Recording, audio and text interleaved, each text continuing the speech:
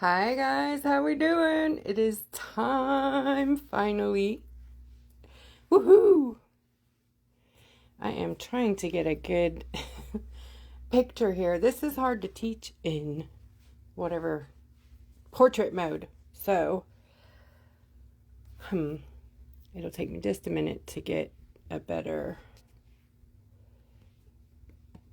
angle going here.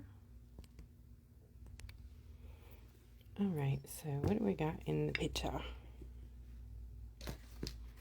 I hope you guys are excited. Welcome.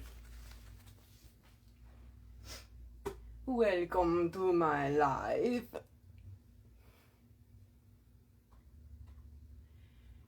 Is anybody out there?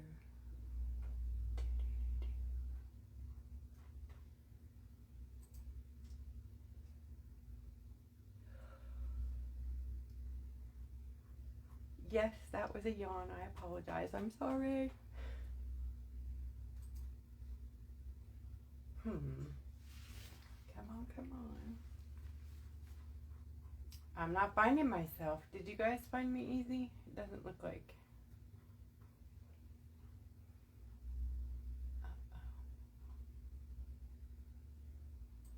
Hold tight.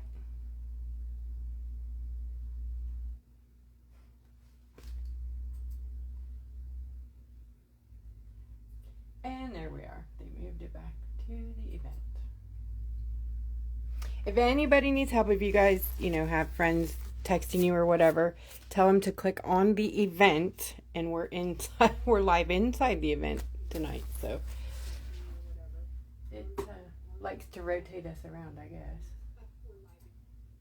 All right. Hey, I got comments. Happy Wednesday night live. Hi, Phyllis. Hey, Rachel and Lisa. Jennifer. Hey. Anita. Hello. Hi, Trina. Hi, Deborah. Thank you guys so much for coming on here. Oh, Jennifer, what does that mean? You're a subscriber. Oh, I see that. I heard that I have subscribers, but I don't even know how. So you and I got to have a chat. Because I need to figure that out. What do I owe ya? I didn't set anything up, so I don't know how that happened. You guys, it's kind of funny. Oh my goodness. Hi. Okay, so tonight I have two things here. I obviously am going to wait until a lot more people are on, because it says we have 45 reserved and only 8 are on. So we're going to give them probably a good 10-15 minutes. So if you guys have, want to grab snacks, whatever, gloves, you need to have some nice gloves, nice strong. I recommend 9 mil, but if all you have is blue, okay for tonight. But in the future, get these. It just really saves you from accumulating the toxins and getting an allergic reaction to this product. It happens to a lot of people. It happened to me. It can happen to you. Lots of people I know actually have the allergy to UV products, resin products. UV and resin, usually they go hand in hand. UV nail products are resin. Just so you know, it's basically UV resin in a very quick set formula. Hi, PJ. Hello. So go grab your friends. If you know they were coming, tag them, let them know we're in here. I'm just checking batteries right now. 1. Good. Very good. That's 1, 2, 3. I think this one was dead, if I remember right. That's dead. Dead doornail. So I got to run and grab, I got the wrong ones. I got to go grab some double A's. You guys hang out here just for a second. And we got a lot more people coming. So I'm going to let them come in to the house. Like I said, I'm trying to line it up here in this narrow area. We got a lot to go over here. So this is rock foiling 101 tonight, in case you didn't know.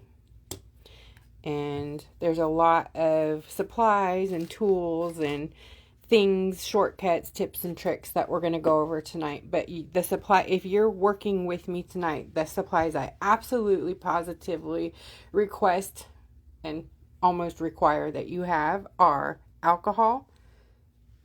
It needs to be a higher percentage, but at least 91%. That basically is a quick cleanup for the resin. So if you need to get it off of you or clean up your area, clean up a boo-boo, whatever, that's your go-to right there. You need to have some paper towels, some Q-tips or swabs or something like that you can do cleanup with, disposable brushes of some sort, or a liner, nail detail brushes, liner brushes like these. And if you don't have those, you can make one of those brushes out of an old brush that you have by trimming away. Like say you only have a round brush like this. You can trim away the bristles till you get a really fine point. And it's not required, but it's a lot easier when you're working on these little tiny places and you're trying to put glue in there with a brush like this. It's not going to work. So you're going to have too much glue and then it's a disaster. So the brushes are key. Some kind of lighter or torch is a really good thing to have. You need the UV nail glue, and that is a couple recommendations. My first is Burano nail foil glue, and second would be Beetle's nail art foil glue. There are many out there. You want the clear UV type. The white brush on style is basically your craft glue that dries sticky. It's a tacky glue. So that's what they're using on the nail, is a very super tacky glue, like Eileen's tack it over and over. So that's what those are. And they do sell them for nails. They do not work for a whole transfer. So if you want a nice solid transfer, I don't recommend that. It's for more of a faux finish, you know, just something where you're just going to tap it on and get a nice faux finish, which there's a place for that in all of this. And I use like a glue stick or something like that, or just Eileen's tack it over and over, something tacky, and then put it on there very sparse, and then I'll go over that with you too. But anyways, so those are the things you're going to need. I'm going to grab these batteries. We're up to 17 people, so when we hit like 22-ish to 25, I'll go ahead and start talking about what it is we're going to be doing. Hi, Jane. I'm Lisa Patterson.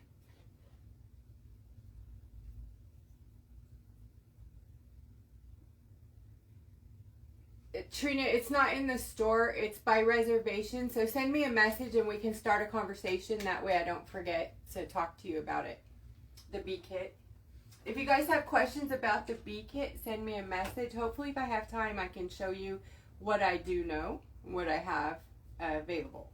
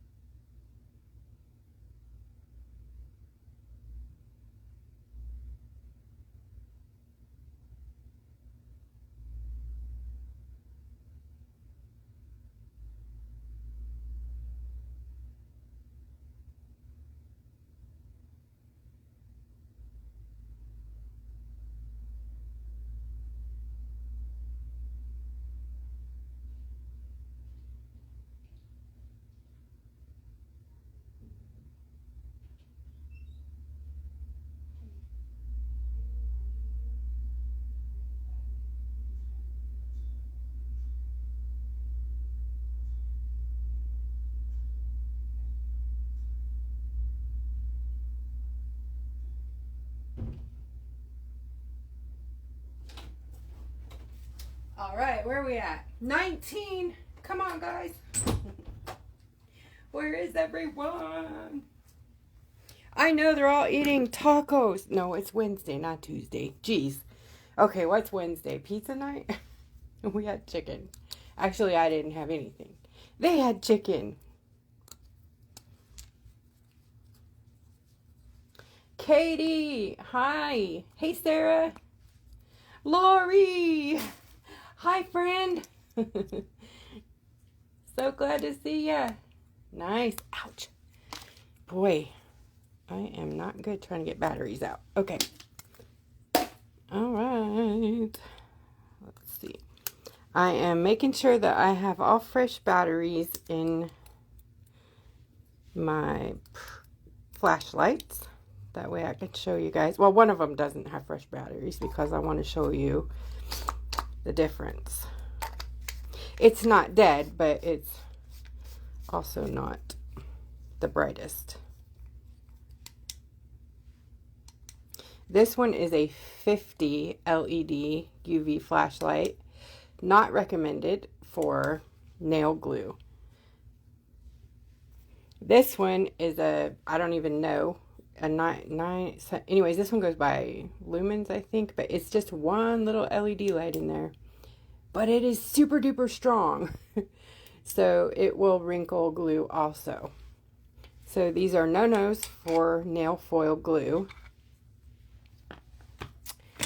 The only ones I recommend for doing rock art are the 12 LED UV lights. And those have 12, if you count them, there's 12 LED lights up here, and they're purple light. You know, they're the black light. They're UV light. And they're not all made the same. I don't have a favorite right now. I know that the one that I keep in my shop, where did it go? Well, that's funny. Oh, I put it back in the box. You know, sometimes I'm just too effective. Okay. Hi, Lydia. So it's a no brand flashlight. It's a 12 LED that I carry in this store. It takes 3 AAA batteries. And I don't send batteries with it because you gotta have a license to ship batteries. Did you know that? They're serious about that too. Bum deal. So if you buy a mini rock foiling kit or a deluxe rock foiling kit from me, they both come with this flashlight, or sometimes they come with this flashlight depending on stock. This one is harder and harder for me to get. Not that it's any better. It's just sometimes, you know, one is available and the other's not. They're both the same 12 LED. This one feels pretty cool and it's pretty, but it's not always available. The first thing I recommend you do, obviously, is check everything, all your components. Like this end sometimes is loose. It's where all the parts and stuff are, the techie stuff in a flashlight. You can't replace the bulbs. I'm sure you can, but they're more expensive than the whole flashlight, so you don't really want to do that. Ooh, that's an awful noise. So just make sure that it's on all the way tight, nothing's loose, shaken, and that when you put your batteries in, you have them in facing the right direction. And then, one more important part is which way the case goes. What is this thing called? Cartridge. Which way the battery cartridge goes. So when you put the, sorry, my nails are peeling right now. They're sore. When you put your batteries in, the flat side without the spring has, what is that, the positive? Yeah, the positive, or the nipple. That part goes on the flat side. The springy side goes on the flat side of the battery. If that makes sense. So negative side goes toward the spring, positive side goes toward the flat connector part. So you got to figure that out 3 times. Then, see this here? It's got like a divot in it. And then this has the bump on the top. Okay, the bump goes into the flashlight. And if you look way down in there, you see that there's a spring down in there too. Where's my regular flashlight? Amy, hi. Okay, so down in there, this is a regular flashlight if I can do it. There you go. See, there's a spring down there. So basically, you need the connection to be made between the this end with the nipple on it. I don't know what else to call it. With the bump. With the dot. It's like a dot. With that end on it, you want that to make connection with this spring down there. This end, you want to connect to this spring. Sometimes when you get these two, the spring will be like all cattywampus like that on the side. You can just give it a little twist and it'll pop right back into place. So then you just make sure it's on, push straight down, and then start twisting to close the thing. And these are a booger. See how it's on sideways? They are fussy to close, but there you go. Once it goes, it goes. You can also use a little like WD-40 or whatever, but if you do that, make sure it's super duper duper duper clean, because you don't want any of that oily silicone-y stuff on your hands while you're foiling. All right. Next thing I would absolutely do is take this off, because it will get in your glue and you'll be so upset. So, yeah, I just pull hard and it pops right off. This thing will just come right off. I throw mine away unless you need a little thing for something. So get rid of any hanging bits and stuff on your flashlight.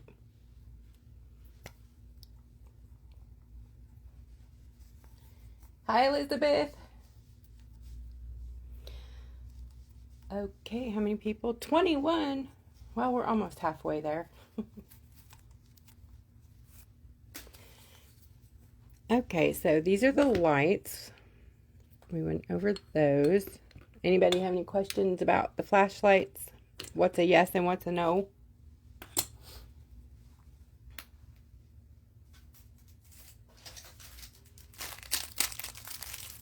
Grab my comments here.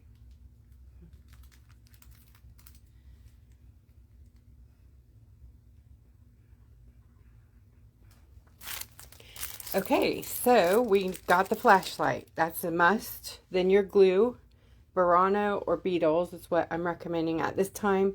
Again, like I said, there I'm sure are other brands out there that work. We use a GA and EN sometimes. It's just initials. I don't even know what the name is. But White Bottle Black Writing has a GA and the N signed and an EN on it, and it hasn't been available for a while, so we don't have that at the moment. I've used one called Rosalind, Mac Art, which I don't really recommend Mac Art nail foil glue that often, but the recent one I tried was pretty decent, so I'm gonna say right now it's okay. These companies, you know, just like myself, probably lose the same ingredient vendors, so it's a constant cycle of getting the same ingredients consistently is hard. So anyways, you want to make sure that the glue you're buying is in a dark bottle. It has to be completely opaque. It might be white or black, but it's opaque so no light can get in the bottle. If there's light going into the bottle, you have the wrong kind of glue. Hi, Mary. Okay, so those are the two foil glues I'm recommending right now. And then we got the lights. Okay, the torch doesn't really matter. It could be like a cigarette lighter, or I prefer these cigar torches because I don't burn myself as, you know, with a cigarette lighter, that flame tends to come up on your finger when you're trying to torch bubbles out. So then you end up having to turn your product and then your glue runs. So just do yourself a favor and buy yourself a cheap torch. You can get them at any gas station usually for a couple bucks for littler ones. You don't need this big old monster. But when I first opened my store, bought a case of these, not knowing I couldn't ship them either. So now I have a case of these that I can't sell or ship. So no batteries, no flammable things. So, yeah, fun, right? Yeah, I think I have like 15 left still. Okay, then there is disposable eyeliner brushes. I like the brand E-Boot, and I love these clear ones. They come in a black also. I don't know why, I just like these. They're more pointy, longer. Like, I don't know. I think they hold their shape pretty nicely when you're using them with foil glue. Also, you can trim these because, you know, they get pretty fluffy too. Like, even with the glue on them, sometimes they're still too big. They also have a glue in them. Don't be tempted to put your brush in water and rinse that out. Don't do that. Because if you get it wet, you can't use it for the full glue. You have to use it from a dry point. So crack it when you open your first brush the first time. Just crack it like that. See how all that stuff is coming out? So you just want to dust it off, you know, on a paper towel, your jeans or whatever. Dust it off. Make sure it's free of lint and bits and stuff. Don't get it wet. If you have to get it wet, use alcohol because that will evaporate. But don't use water. Now, if you need to trim these, get your little fancy scissors y'all have been picking up off Katie's cart or the ones that you can get in the store. Little bitty sharp babies. And then you can separate the hairs or fibers or whatever you want to call them and trim it down to the size that you want. I'm just trimming this. I'll probably use just a regular one, but just showing you how you can just take a few hairs out at a time. And then you're left with a very, very skinny, tiny brush. You need it to be as thin as possible to get into these little tiny places. And I purposely picked a project. Say that 3 times fast. Purposely picked a project. Peter Piper picked a pack of pickled peckers. See, I said it wrong. Peppers. Okay. At least I didn't pick the other horrible one. Said it wrong, right? All right. Anyway, so this, when it's wet with glue, you can get way down into those little tiny places. And I see y'all cracking up. It's funny. Okay, so these are the brushes that I recommend. It doesn't have to be this kind. It really can be any kind. Just needs to be a thin application.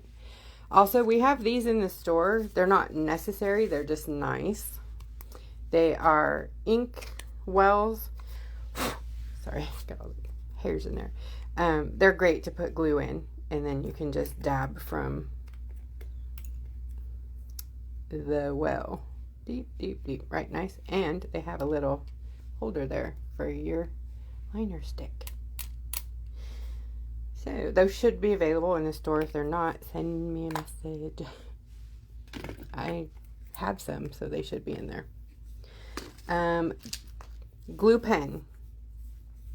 This you can get on Katie's cart right now. When I say Katie's cart, that is the cart where she does her fabulous mystery ball packages. So if you buy some balls, you have a chance at getting a glue pen with a pack of foil.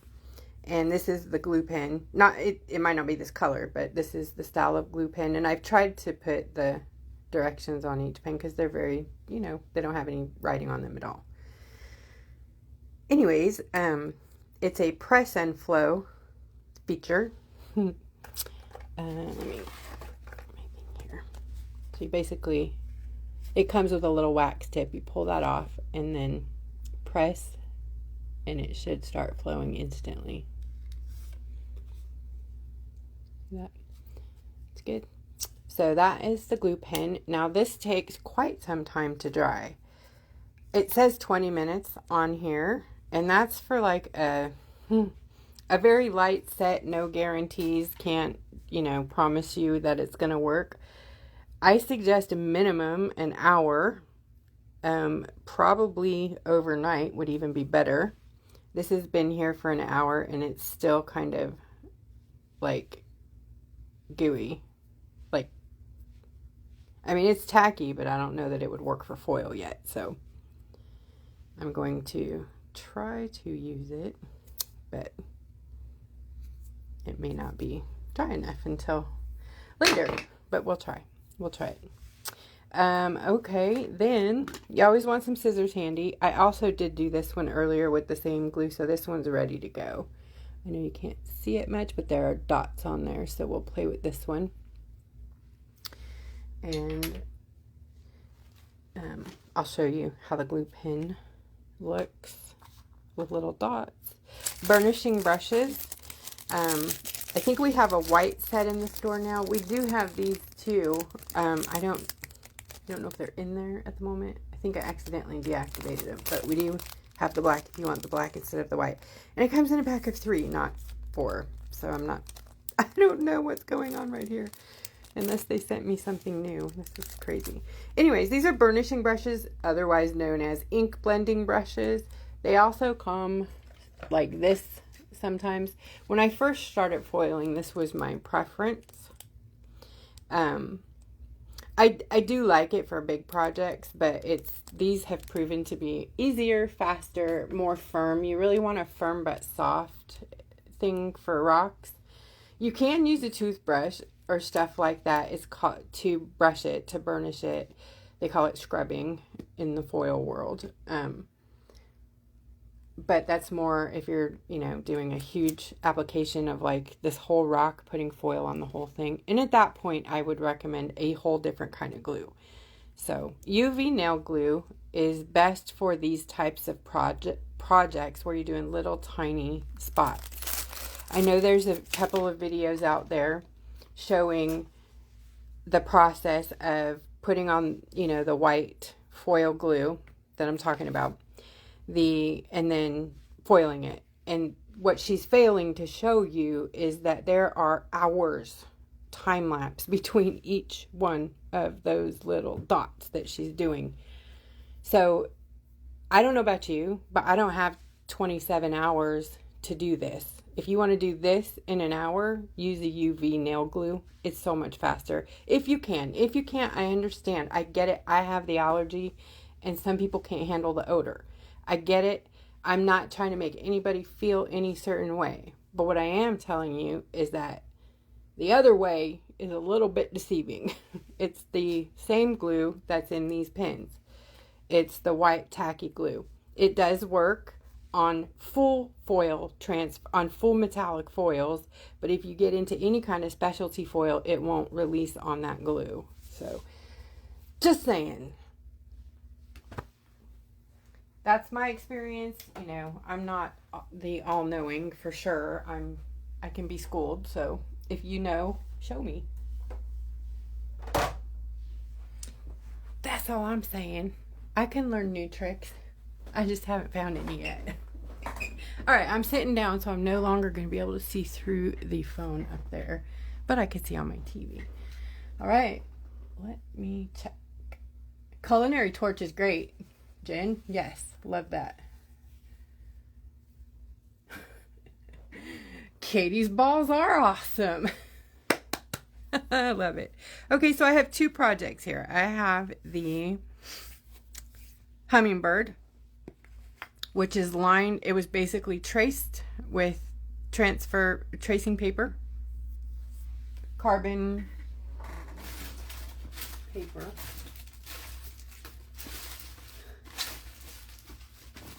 I don't know where that went either. But anyways, I used carbon graphite paper to trace my image. And then I lined it with black Posca. And then I painted it. Then I sprayed it with Rust-Oleum 2 times clear matte. And I sprayed it 2 times. So it has 2 coats of that. That's because I used my watercolors. And they are activatable. So, and they also will bleed into Santorini. So if you use the concentrated watercolor drops, is what I'm talking about. If you use those on your painting, you'll need to seal them because they will, if you're using Santorini anyways. Otherwise, they'll just kind of, it's beautiful. They kind of go down into the stone and on porous surfaces. So, because they're very much a water-based paint. very liquidy, very watery. Anyway, so I just did that and then I sprayed it again. So we'll see how this goes. There is some white Posca on here and some black on top, just a little touch up. So there's kind of a weird sheen there. I don't know what that's about, but we'll see. I think I have too much spray. Hopefully it works out okay. Anyways, let's see. Are we good to go? You guys ready to move on? We're at 18 people. We're losing people. Not cool. So before we start, I want to show you guys the different foils that you can come across. There are many. And of course, this is not all of them. There's thousands, but we have about 250 here at the Foiling Rock Lady. But you can get many other versions. I don't have every single foil out there, though I did try. That was my goal. And at one point, I really thought I had every one of them. So we don't now. We're slowing down with the foil. It's not even that popular on nails, so it's kind of hard to find new foils, new designs out there. Hang on just a sec, I'm getting my fan because it's hot and I need some ventilation. Okay, so we have different styles of foil. There's metallics, there's opaque, there's transparent, holographic, not holographic, clear, just images on clear, pretty much, and it's all called foil for some bizarre reason. I don't know why, but it's not all foily. So this happens to be, this is an 8 centimeter that I don't think I have in my store anymore, but I do have it. If you like that, let me know, because I didn't even think to pop that in there. Isn't that pretty? What's this called, Katie? I forgot. It's like Southwestern or Aztec or... Anyways, it's a real pretty one. So this is a metallic, a full metallic foil with a print on it. This is also full metallic. And these are called glitter. They're a little bit... There's laser, glitter, crushed glass. In this design, they come in different sizes. Like this is the medium-ish, and then the crushed glass is the bigger one like that. I don't think I brought one of those. This is a holographic gold, one of my favorite polka dots. So they were my very first foils, polka dot, silver polka dot. I'm just going to go through some different ones you might come across. Now these are transparent, yes, but they have a yellow tint. I don't necessarily like that, but I have yet to find just gold on a clear backing for some reason. Don't know. I'm guessing it's because it's all holographic silver, and to turn it gold, they have to have some kind of gold on there. That's the only thing I can guess, because it's always silver hollow. So, there's that. This is a transparent holographic. This one's, I believe, called Raindrop, I think. Very pretty. Snakeskin. Oh, there's the polka dot. My very favorite, my first. Holographic snakeskin. This one's so cool. Isn't that pretty? Oh, I'm drawing blanks. Where's my Katie?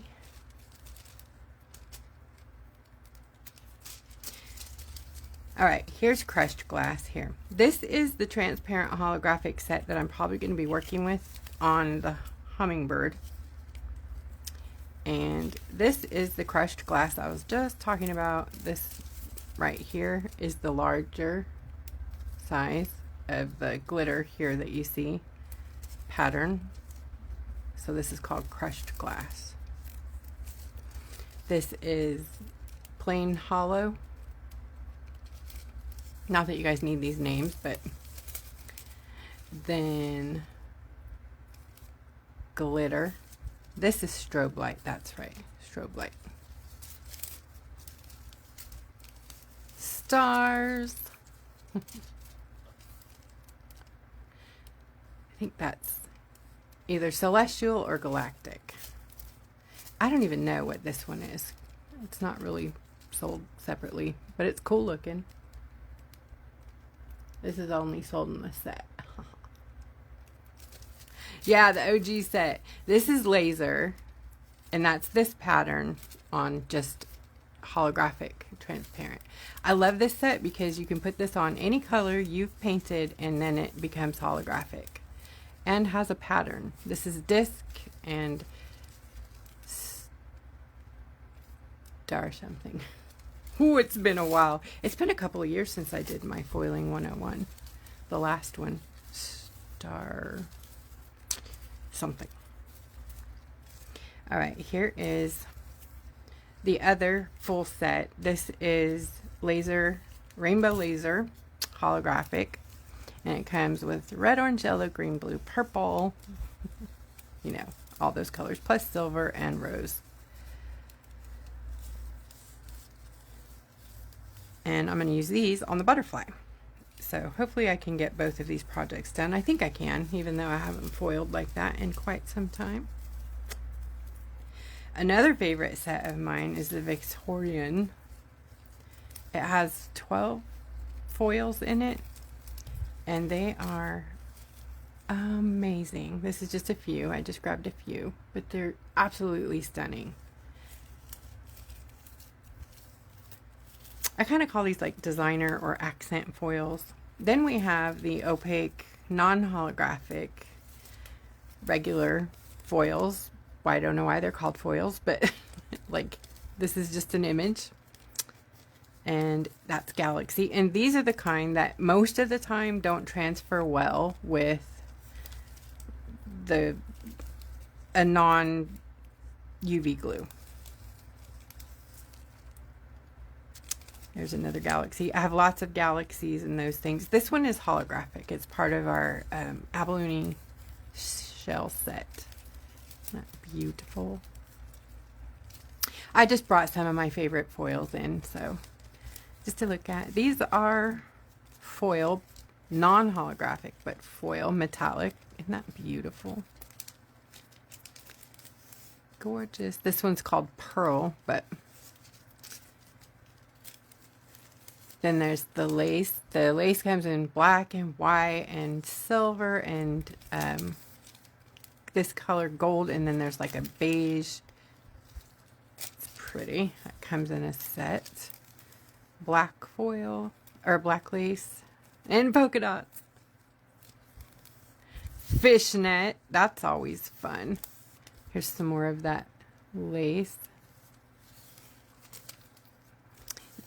Nowhere to the images. Like this is, can you see that? The dream catcher. Tie-dye is always fun. We've got like news, print, and flower. And then there's just some that are total pieces of art, you know. Just foil that on a rock and paint around it. And yeah, I've done that. It's a total piece, you know. It's got an image on it. This one right here I love too. I think I'm going to try to do that tonight and see how it transfers. It's like a, they stretch the image obviously, but it's a peacock and a zebra sniffing a butterfly. I don't know. Oh, there's a, what is that? Toucan? Toucan.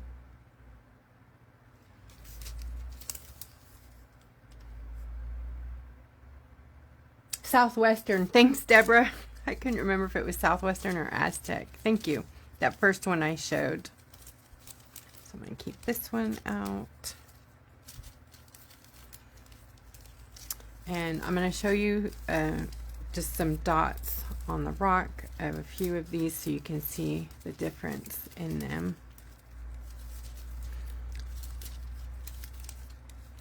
Also, there's a thing where you'll lose what side of the foil goes down. It happens to everybody. If you foil, you know. When you know, you know. And you can learn which side of the foil is up or down by doing the tape test. It's the quickest way I know to get to the right side. I know by feel because I've been messing with them forever, but most of the time, if you just want to not fuss with it and accidentally make a mistake, because if you put the wrong side of the foil on your beautifully painted artwork, you will pull it off of your rock, and it is devastating when it happens. Yeah, just grab a piece of tape and pop it on the foil on a corner, a little tiny piece. Just a regular piece of foil. So I'm going to use a clear piece because these are the ones we get lost on a lot. It's like right now, I know which side is down because I know that foil has like a natural curve in it. Can you see how it kind of wants to curve one direction? It's on the inside of the concave that is the down, that goes down. But sometimes it's weird and wrong. You can also feel sometimes there's like slip on one side and it's kind of matte and velvety on the other side. That velvety-ish is the side that goes down, just in case you don't have any tape. If you have tape, you can put it on your foil there. If when you go to remove it, ooh, look at that. That's the right side of the foil. See? If the foil transfers onto the tape, then you know that this side goes on the rock. Where the foil is, the side, it's when you get foil, you always want to put the pretty side on the rock, but that's not the way it works. It's the other side that goes on the rock, the ugly side. So this is the side that goes down, because this is actually just a piece of transfer plastic. And then this very thin film of pretty is the foil. Are we good? Shall I move on? Absolutely, Mary. You can foil on ATC cards. Perfect question. Maybe I will. Yes. Yes, yes, yes, yes, yes. Let me grab a foil one. Foil on a foil one. That's painted with, what is that? What did I use? I don't remember.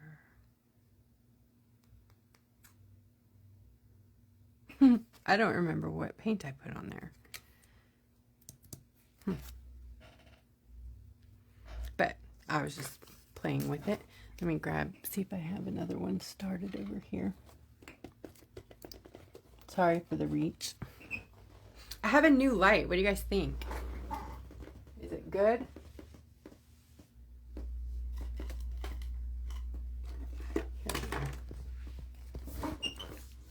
Oh, sorry for the bumps. Sorry, sorry, sorry. Okay, so yeah, I have some that I have done that I'm not quite finished with yet. So I can foil this one here. This is just a piece of packaging with a washi sticker and a DTF transfer and some rhinestones, but we'll foil some of that. And then let's see what else. Those are all kind of that. That's the glossy shots.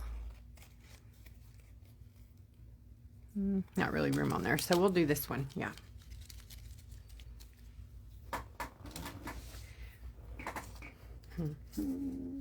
Maybe we'll make a new one. Let me see.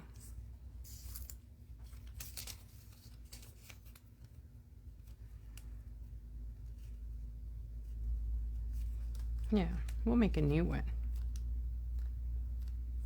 It's kind of a lot of glue, but we'll do that. See if we can do that transfer on the paper. All right, put that over here. Okay, so gloves on. Also, you need to use Respirator Mask. I know, I'm live. I'm not going to use one. don't do that. Put a mask on. It's really, really important that you protect your lungs. But if you want to hear me, you can't hear me through the one I have. It's like Darth Vader. Anyways, it's for organic vapors. There is a link to the one we approve of in the event, this event. There's a big list of stuff that I put links for in there.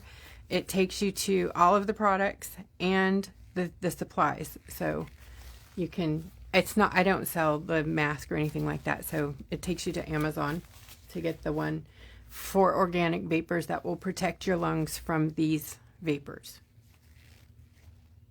So these are 9 mil. They keep the chemicals off your hands. Importante. All right, so for right now, I am just going to use the glue from the bottle. I don't recommend that on your painting unless you're doing a big spot. But if not, it's just too much glue. So for right now, I'm just going to make some swatches of different foils. So I'm just putting some glue.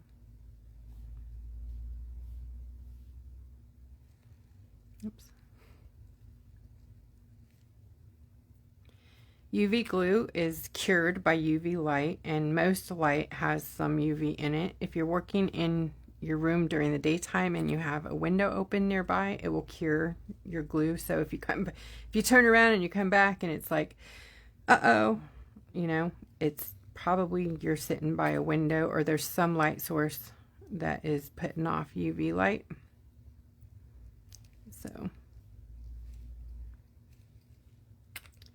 So here I'm going to show you why it's not really possible to foil different using, like say you wanted to do a rainbow of foils and you're using that other glue that takes a very long time to dry.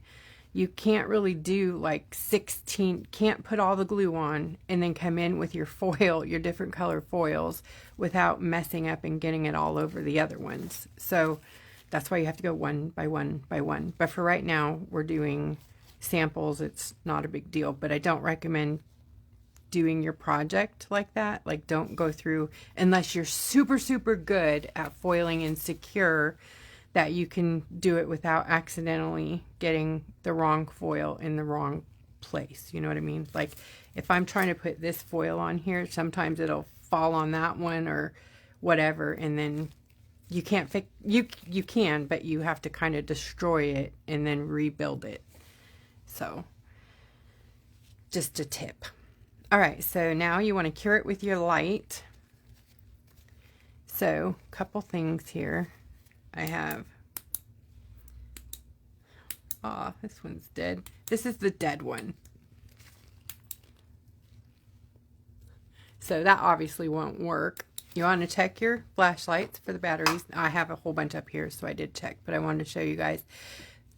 If you're not getting the results you want, assume first and foremost that it's your flashlight or your batteries. Second, the temperature. Temperature is a major culprit to rock foiling. Your rocks are cold. The glue is cold. So when you combine two cold things and hit them with a thing that instantly heats it, like this makes that heat up super fast. So it causes this hot chemical reaction and it will cause it to wrinkle because it's too much of a temperature difference. So if you can, if it's winter or if it's like this is probably too cold, they're probably going to wrinkle also because I have new batteries in here. So you want to start from farther away. If you know you have brand new batteries and you're working on cold things, start from like 12 inches or more above your surface that you're curing. Okay, so can you see my lights on? I'm going to come in, and until I'm comfortable that it's not going to wrinkle, I'm not going to get too close. Okay, I can see it's kind of dimpling on the top, so I know it's curing, but it's wanting to bubble. So I'm not going to get too close just yet until I know the surface is safe, basically. Okay, now you can come in closer once that surface kind of has a skin on it, I guess. And then you can come down right next to it. You want it about 30 seconds cured, but because I have so much going on here, I'm going to probably do it for a little bit longer. You can over cure too, where it's just too much and it won't work. Now you're going to see some dimples in this. These are rocks. They're porous, so you will see little air dimples. It's unfortunate, but it is a thing with rock foiling. You can see them in this one mainly. I don't know if you can see it through. There's a little delay on my thing here. All right, let me see if I can turn it. I don't know. Can you see that? Okay, so those dimples, you can avoid them by doing a base coat or 2 coats of glue, or do a top coat and then the glue, or resin and then the glue. That if you just cannot stand them, I've gotten to where I don't mind them, but if you can't stand them, you need to do that. So all this over here has been treated. This corner here is not, so you could see those porous spots. And this is actually got a decoupage on it. That's how I stopped it on this side. So it's a piece of paper decoupaged on, very dry, like a week ago. We decoupaged that on, then painted it black, let that dry, and then now here we are today. You really, if you're going to use a deco and then pull it, you have to let it dry a lot. If any moisture is underneath this, it will fail. Just like resin, you know, if it's not 100% dry, resin will fail. Exactly, Jennifer. Okay. Okay, so I'm just going to start showing you some different foils. I'm actually going to use a laser one where you can see that. I forgot to grab just the full metallic. Oopsie. They are just full metal with no sparkle. I mean, they're sparkly, but they're just metal, not. Anyways, those, you can see all those dimples in. All right, so here's where you want to use the burnishing brush.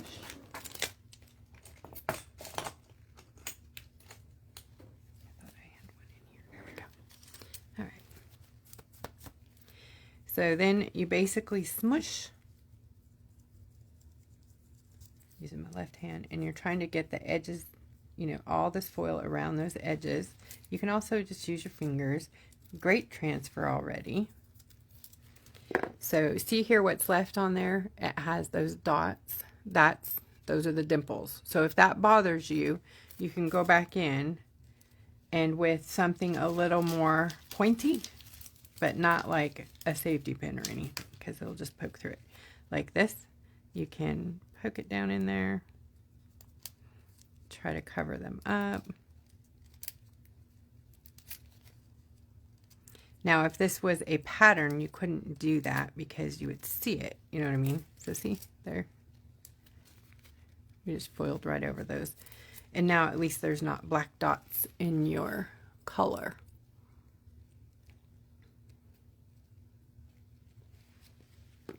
Right, so that's like a laser. This is the glitter.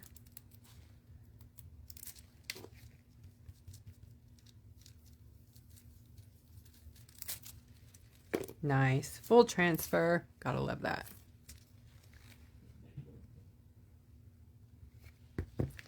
Right, we'll run through this pretty quick here.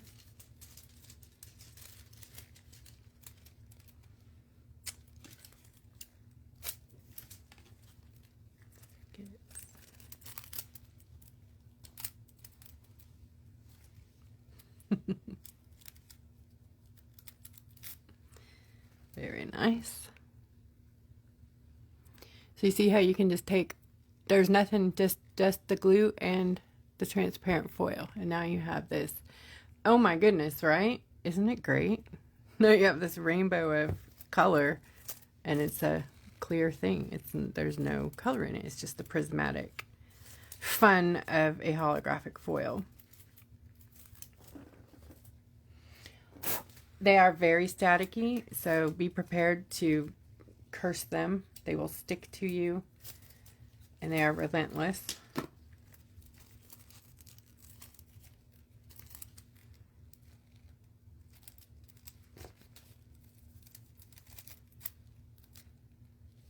Lots of dimples in that one. So that one you cannot fix because the top is, it actually pulled it apart. So in this case, you would want to refoil, glue it again, and then refoil over the top. You can save most of the things you come across with a foil boo-boo.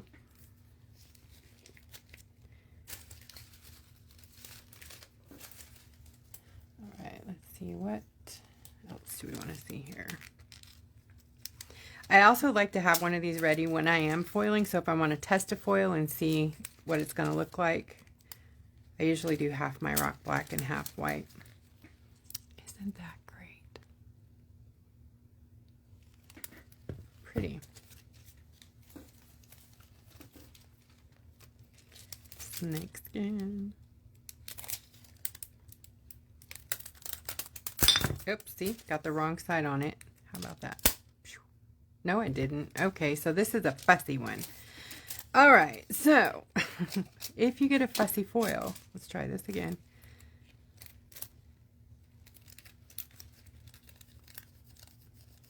Sometimes you just have to baby it. Okay, this one just doesn't want to work. So let's just double check. Nope. You're going to use another coat of glue, but you're not going to cure it. Okay.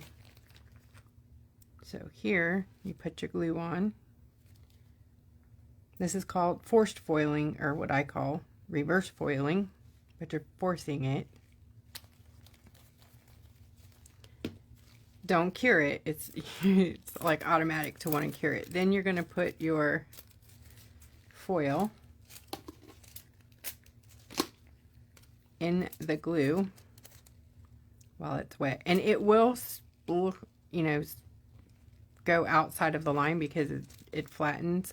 So maybe don't do it quite to the edges when you do the glue reverse foiling. Don't touch it. Just, you'll see how it grows. Don't touch it. Just lay it on there and then let it sit. There is a thing I forgot to do. I'll show you guys that in a minute. Okay, we're going to cure it.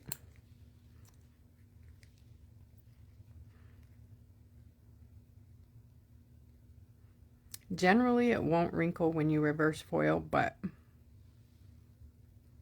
just always kind of start at a distance if you can.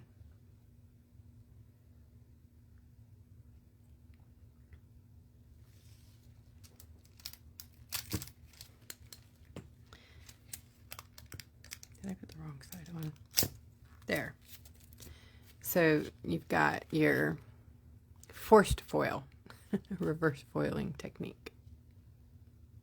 We have a transparent one, snake skin also. Or no, it's fish skin or some fish scales that we also have to do that with. It's some of them are fiercely sassy. I didn't know that about this one though. Good to know.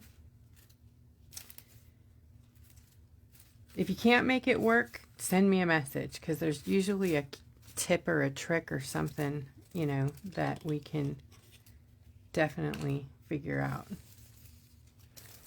These Victorian ones are beautiful on black and white. I didn't even put glue on my white rock yet. But it's just...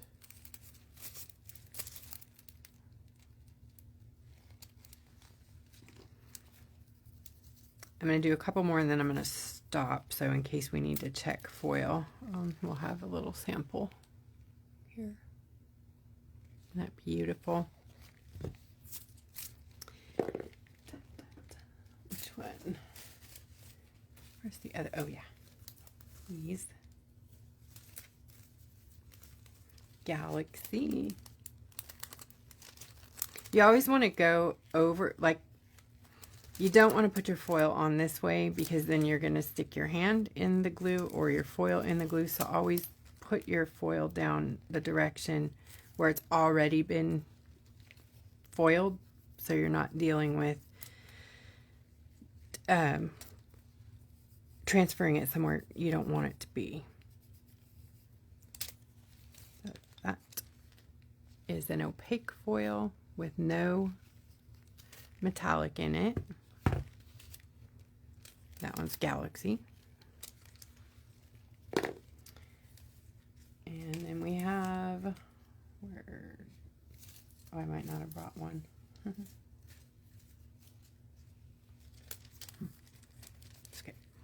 This one is newspaper.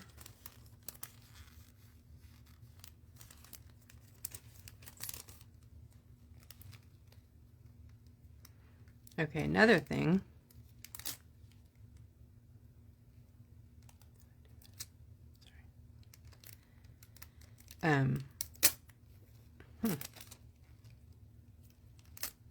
Fun. Okay, so on the edges of your foil, some of them, not all of them, most of the time it's the prints, like something with a lot of print on here. There is a clear edge. You see this edge right here? That actually has foil transfer on it. It's just clear, there's no print on it. But if you put that down on a place where you've put foil and you want the whole image on there, it will leave this clear transfer, so you won't be able to put another piece butted up next to this unless you add more glue. And when you're doing projects like plaid, or you want to do something that looks like patchwork, or you're doing lots and lots of foils right next to each other, it makes a big difference to cut that off. And I'll show you what I mean. So like here, I'm going to put it right in the middle. Okay, so see where it looks like the foil's done? Okay, I'm just going to put this right, let me put it right over the top here.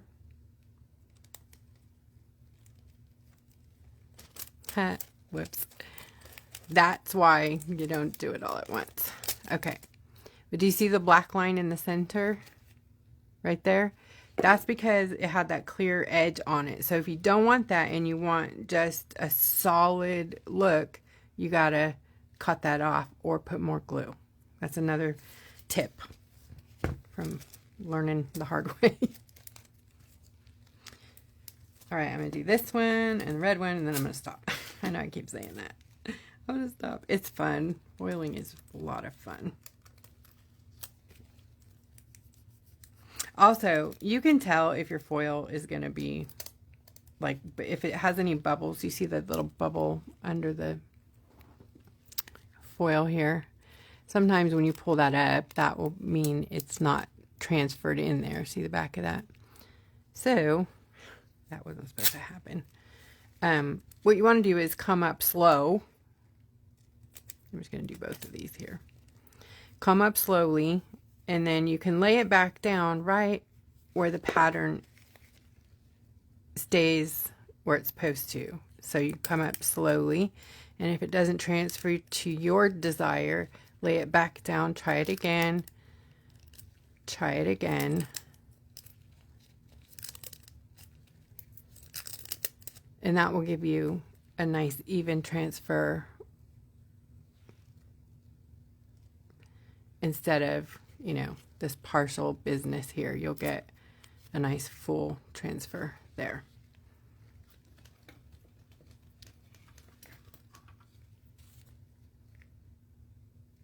Yes, once it's cured, you can foil immediately.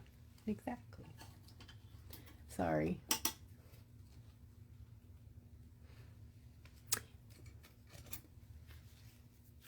It should be available right after this live, like within 5 minutes. It should be available for you to watch. And I believe I activated the fast forward so you can fast forward through it. In about a few days, I'll add it to my YouTube channel and you guys can watch it over there. It'll only be available in the group for about 30 days. That's a new Facebook law. So I don't even know what that's about. But let's start our project. All right, so I am going to grab the foils that I want to use.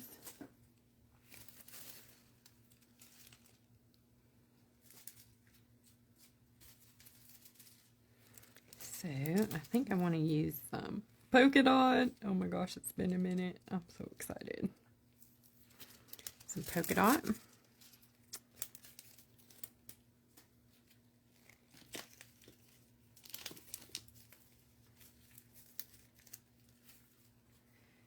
And the faceted, holographic faceted transparent ones, because it's already painted. I want to see those colors come to life.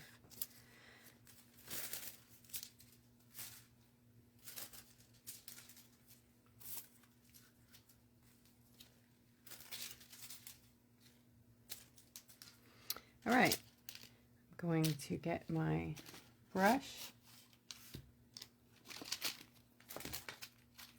I'm going to use these two, the one that I cut and then the one that I already prepped. And get a little dish. You guys see okay? And I'm going to pour off some of the glue into the dish. Since I know I have kind of a lot to do, I'm going to do two.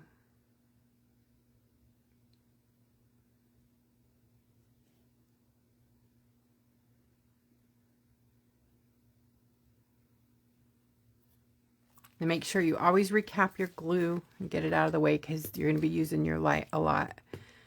Also, when you're working and you have your glue in your pot, you don't just want to cure like this. You kind of want to block the light from going and curing your little pot of glue over there. You guys ready? I'm excited. All right, I'm going to cut these to where they're more manageable. I'm going to get these out of the way. So now I have these smaller strips that I can play with here.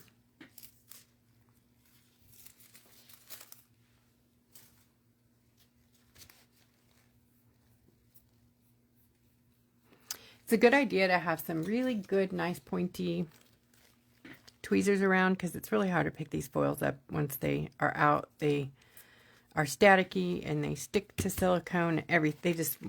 They don't like to cooperate. So have your tweezers ready too. Tweezers, scissors, alcohol, mask, gloves, flashlight, torch.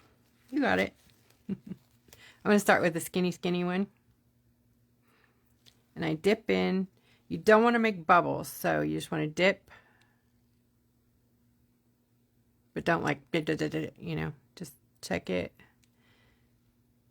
And it's going to drip, so make sure that you don't have so much on there that it's going to drip. I kind of sometimes have to pick up my rock or turn it. Kind of know where you're going. You got to have a plan. You're going to map it, right? So I'm going to start on the head. Top of the head. Go. Then wherever you touch it first is the whitest. That's the place it's going to be the biggest spot, okay?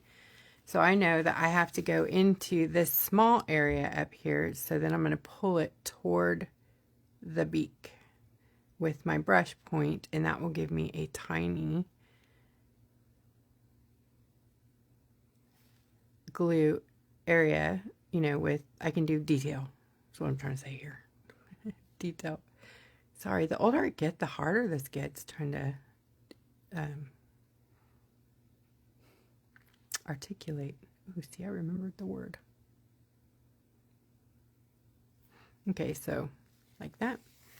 Then, because I don't want like a chop off point there with my foil, I'm going to keep this going down to here. I'm just going to pull it down and around.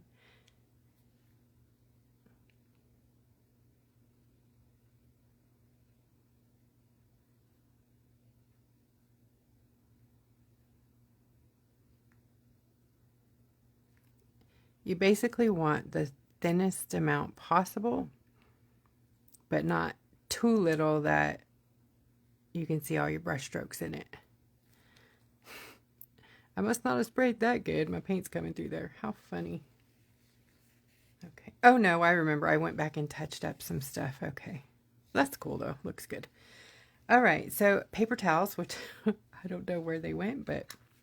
So this is where the torch comes in. Once you have your glue down on your project, I don't know if you can see those bubbles right in here. See that? So you torch, start it pointed away from your project, bring it over the top. Just like if you've ever done resin, same thing. It is resin. You're torching the bubbles out. Don't hover. You will burn up your project. So don't do that. Don't burn yourself either. Now it's nice and glossy, level. It self-levels with the heat of the torch. It's a beautiful thing. See that nice glossy? All right, now we're going to cure it. Move the glue out of the way. So yeah, it takes a long time. Foiling is a labor of love, right? Start from a distance. The rock is cold. You want to give it the best chance to work. Whoops, sorry about the bounce. I know some of you are highly frustrated with foiling right now, but it doesn't have to be that way. You just got to work with the temperature, the distance of your light to the rock, and really watch what it's doing. If it looks like it's just even giving you an inkling that it's going to wrinkle, pull away. You don't want that. If it does wrinkle, I can show you how to fix it if we get a wrinkle, but there we go. Now you can come in and cure, cure, cure. And then I'm going to use on this part back here, the discs.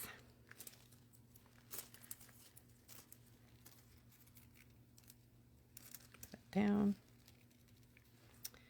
Where did my brush go?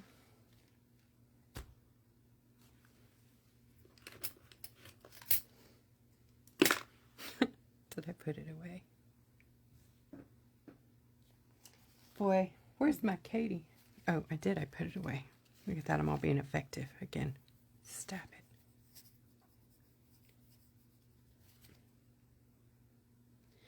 Carrie, good question. If you have extra glue when you're done, can you put it back in the bottle? I do. As long as it's not gelled, you know, like really, really thick. If it's gotten thick, it's been activated and you really don't want to do that. And just know, when you open a bottle of glue, the clock is ticking. They have a shelf life. Same with resin. It depends on the product, but we usually get about 90 days, and then you got to toss it. Because it will bubble, it will wrinkle, it will divot, it will do all kinds of nutty things. And you'll try everything, and then it will be your glue. Will be the culprit. Sometimes you just need to have an extra bottle on hand, but don't buy a bunch and stock up, because it has a shelf life, even in the bottle. Even if you don't open it, it can go bad. You guys with me?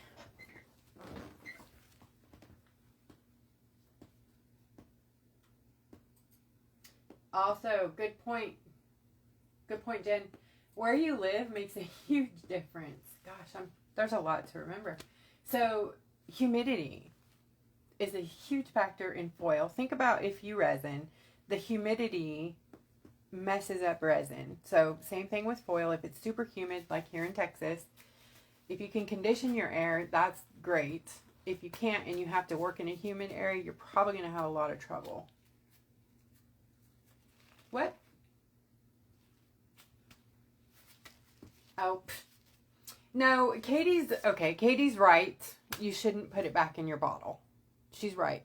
But if you're on a budget like we all are right now, just know that you've contaminated it and you have it. The clock is ticking. If you reintroduce it, you might lose the bottle, but I've done it successfully. Yes.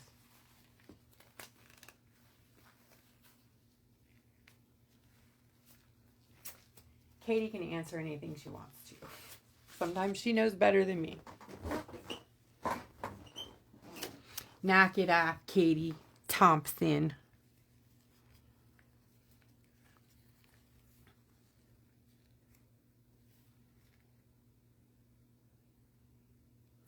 Okay, remember where you put your brush down, see how it's wider there, and I pulled this way so it's more narrow. So I'm going to try to pull this back this way so I can get into this little spot here. Yes. And I'm going to come down here.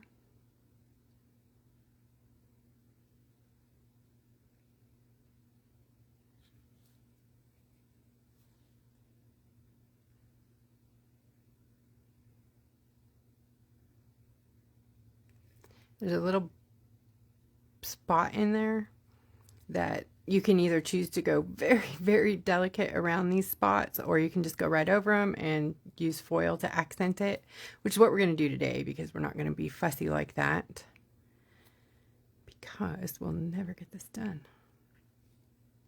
So I'm going right up against the other foil, but leaving the bit of the wing here.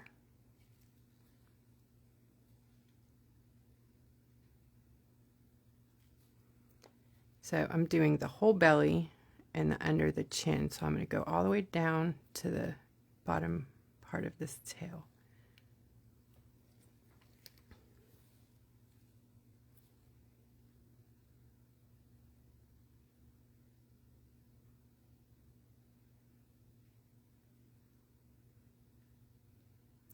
I mean, I've had times, okay, back to the glue saving thing, where I've started a project and then I had to leave it. So you can't just leave your glue sitting out, because it won't stay good. So I've popped it back in halfway through my project. I've just scooped it back into the bottle, good to go. Now, if you've been sitting here for 3 hours and you only have a little tiny bit left in your thing, like less than half full, I would say toss it. It's not worth the, contamination, honestly. As you can see, my one side, oh, you probably can't see that. One side of my glue is pink. One's not, because my paint is transferring, because I stupidly touched up after I sprayed. So another thing, if you use watercolor or alcohol ink or things that can reactivate with water or glue or things like that, they'll reactivate. So if you are wanting to work on this and this at the same time, you will pull red. It will bleed if you're not very careful. So stay in your lines if you didn't spray.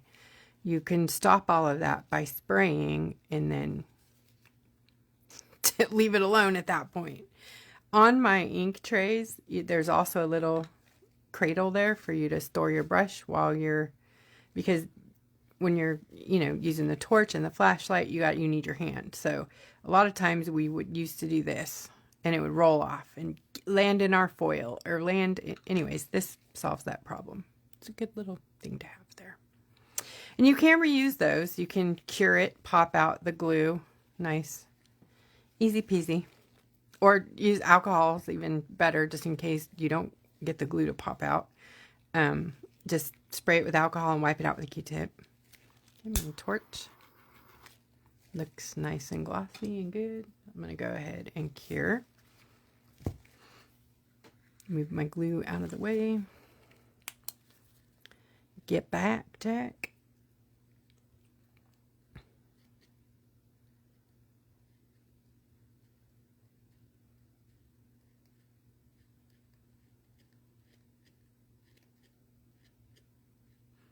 Spray is the Rust-Oleum 2X Matte. I recommend... Oh, we got a wrinkle. Oh, I wasn't paying attention. I was reading. Can you see this wrinkle here?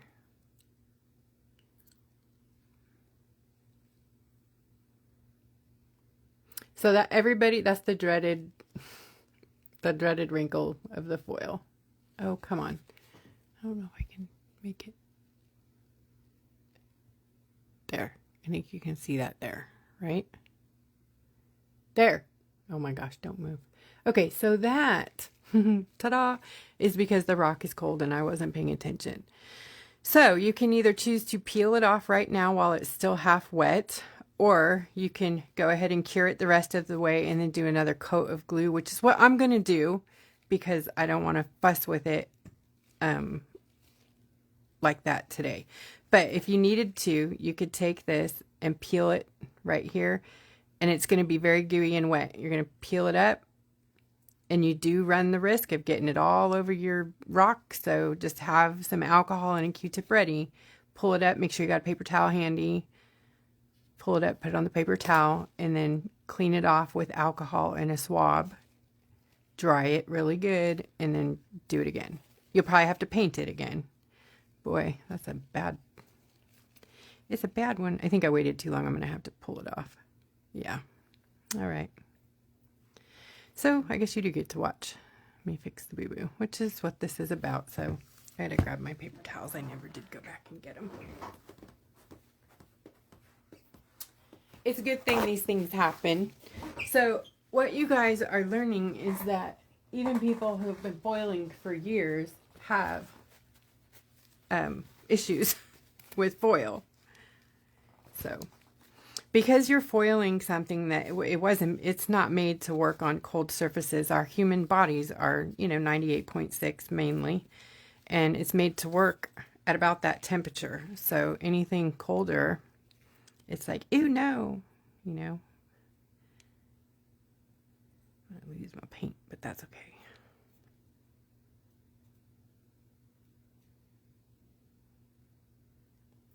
So because I didn't cure it all the way, it has a skin on the top. If I had cured it more, it will be harder to peel off. But with a very nice sharp pair of tweezers, it's super simple. You just got to have the right tools. And if you don't have them, grab your X-Acto knife, cut around the edges, and then scrape it off with your blade.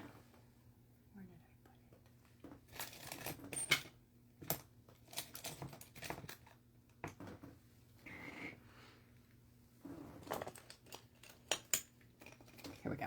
So if all you have is an old ratty X-Acto knife, just take the edge and cut around the edge like so, just kind of loosen it up. Then as tilted as you can get it, you want to scrape it up like that. Slice up underneath it. Don't scoot it up onto any other part. So you want to stop before you get to a place where it will ruin your artwork, right?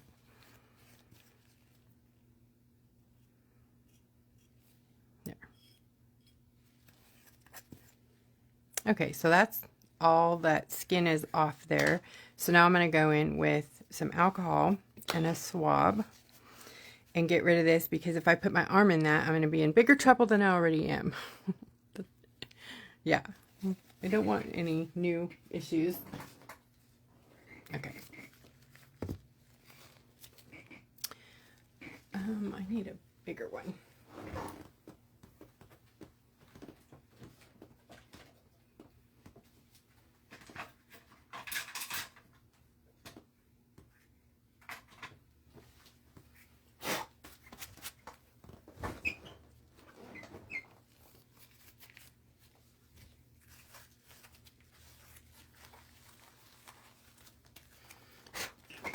Right, I'm going to put some alcohol in a little cup. I just buy these like plastic pill cups. They work great for testing things, making paint. We test out ideas, color combos and stuff. So it comes in handy for your artwork too. Okay. You don't want it sopping wet, because then it will drip onto your other parts. So just damp, and it is a slow go. And unfortunately we're going to lose our paint, so you have to make a choice. Do you want to paint it again, or forego the paint and use an opaque foil, which is probably what I'm going to do.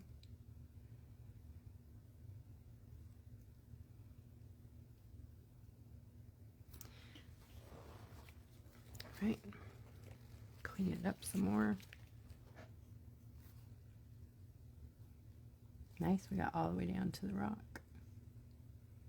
That is because I sprayed my rock before I started, and I sprayed after I lined, and I sprayed after the first coat of paint, but I did not spray after I did my touch-ups, and that's why we just lost it all.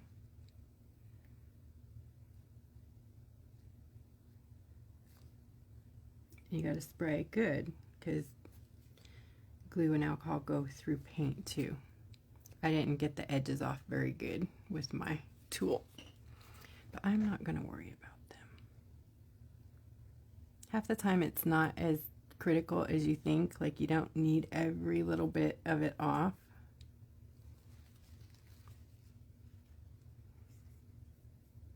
But then there's some peeps that are just OCD like that, and that's okay. Sometimes I'm that way.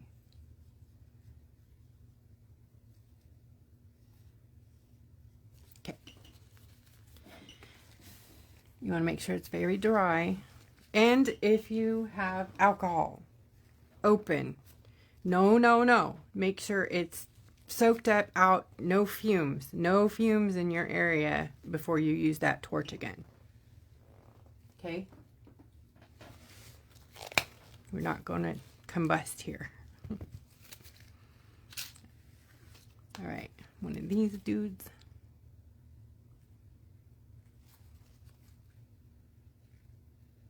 Oops.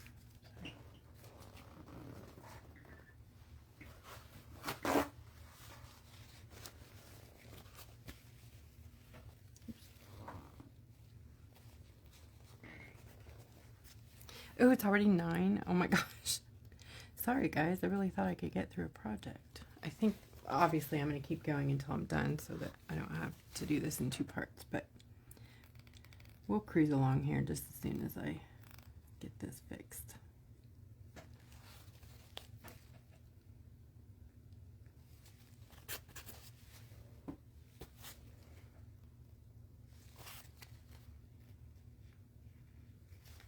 Okay, let's describe it then.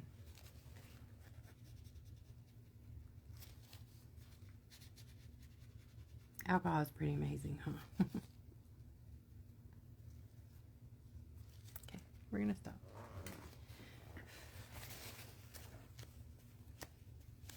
You know, if you wanted to paint it with like pens, you could do that. They dry pretty fast, but we don't really have time to wait. So I'm going to use some colored foil or opaque foil.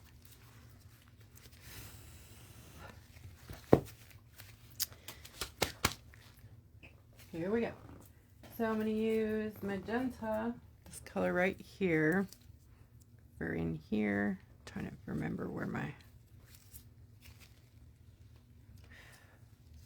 so probably do like,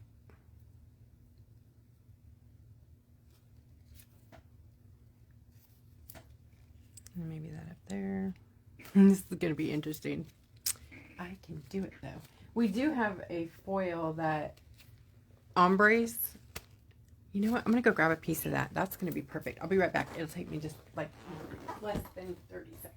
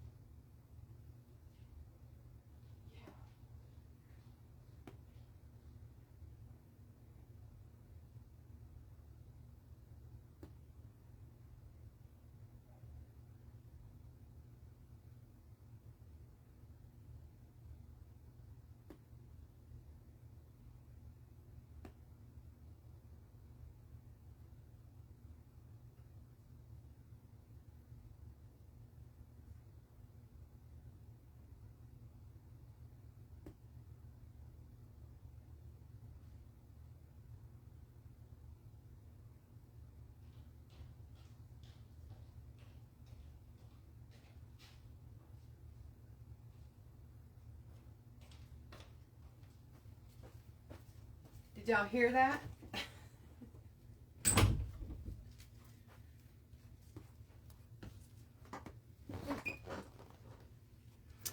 You know, Trina, I don't know about the glossy shots. I have not tried that. So I'm going to say no at the moment because they're an enamel sort of.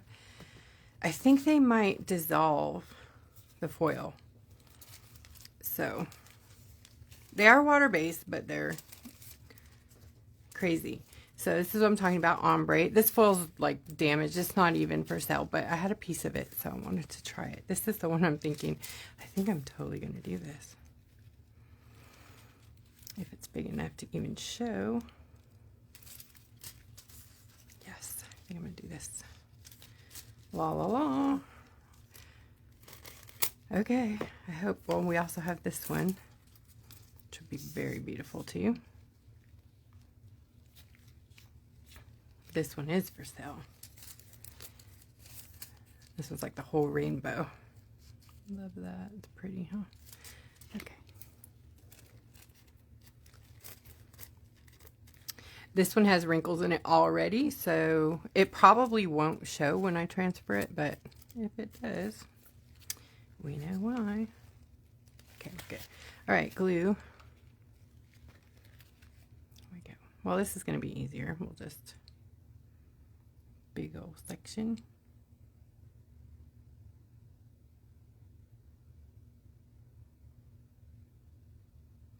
Also, if you get too much glue, sometimes it'll do that. Wrinkle.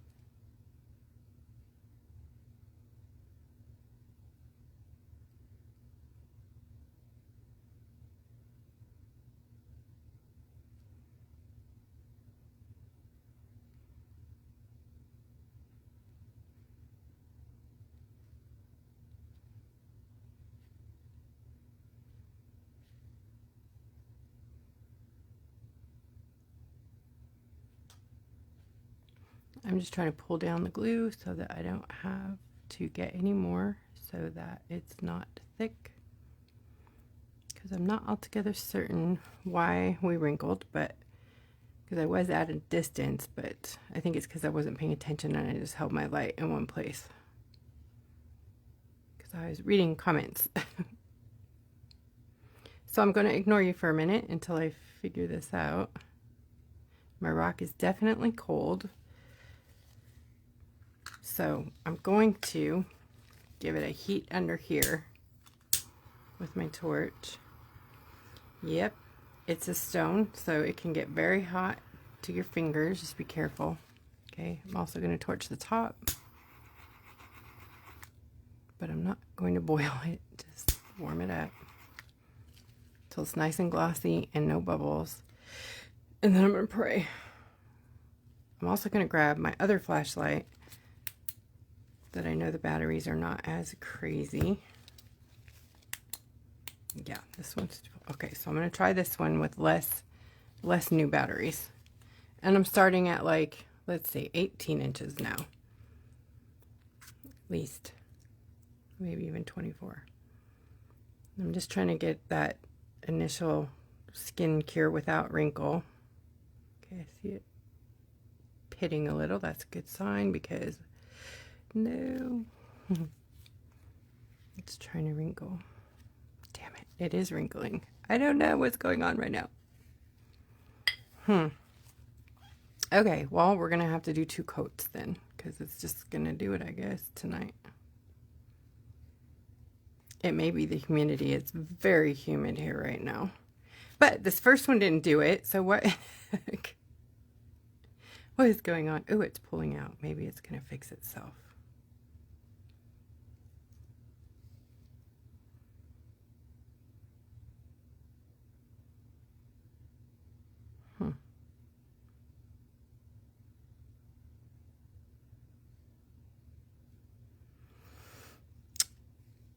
I think I'm gonna leave it because I'm gonna show you guys. It looks kind of like feathers. And this might work in our favor. They're kind of evening out a bit, but I don't want to cure it too much. So can you see? Let me see if you can see them. So there's wrinkles this time. Yeah, right along the here. I don't know why. Anyways, I'm going to go ahead and leave those. And they are going to show for sure. And this is going to not want to go in them. But this already has some in there, so we'll see which way to go. You also kind of got to be very ready when you put it down where you want it. Okay, now since I have wrinkles that I'm working with, I'm going to try to get it in the wrinkles, in all the little areas, in all the little places before I pull this up. It's going to suck when I try to take it off, unless I'm really, really prepped here.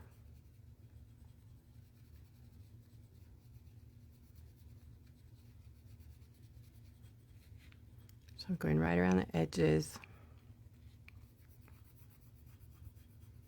And then in each wrinkle,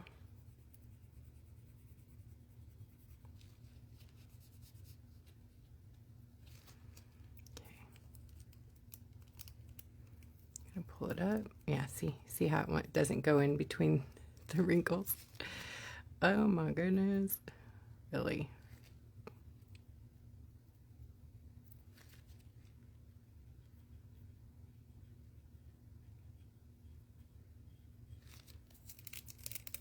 Ah, I got it. Right on. Okay, just slow going.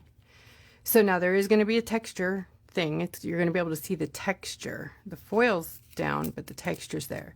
So you got to make a decision. Can you live with that? Or if you can't, do another foil. So right at this point, I think that's pretty cool looking.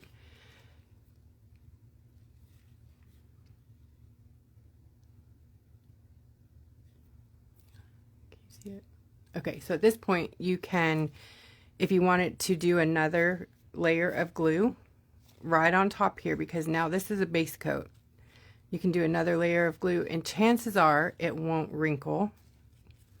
It may, but it shouldn't because there's a base coat down. To avoid that altogether, you can base coat, you know, first. But we're going to do it this way so we can fix boo-boos, right? Lord, I don't know why it's wrinkling when same glue, same everything, just 5 minutes later and now it has an attitude. So welcome to foiling. All right, I'm going to do this little piece right here.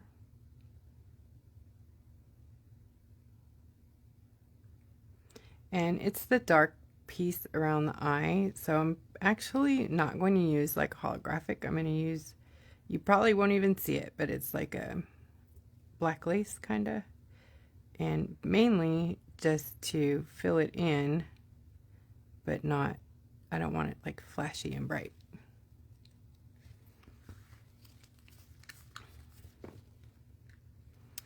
Please don't wrinkle.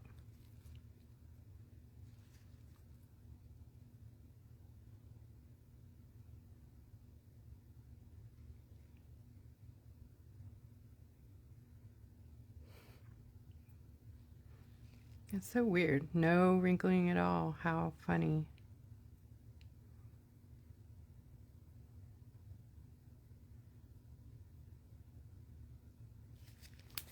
Who knows why it does a thing, why it does what it does. Lace. Black lace. Just a bit of you. Let's see this side.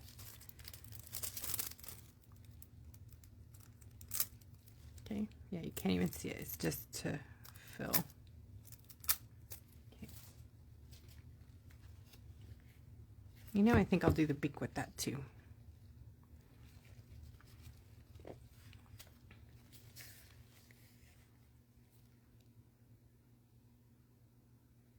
I'm going to do the beak in 2 sections. I'm going to do top. Oh, I gotta set it down.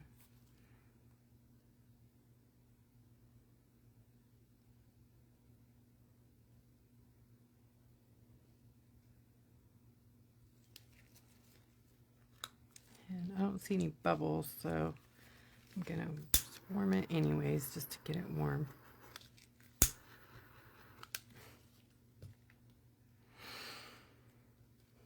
Pretty please with sugar on top, don't wrinkle.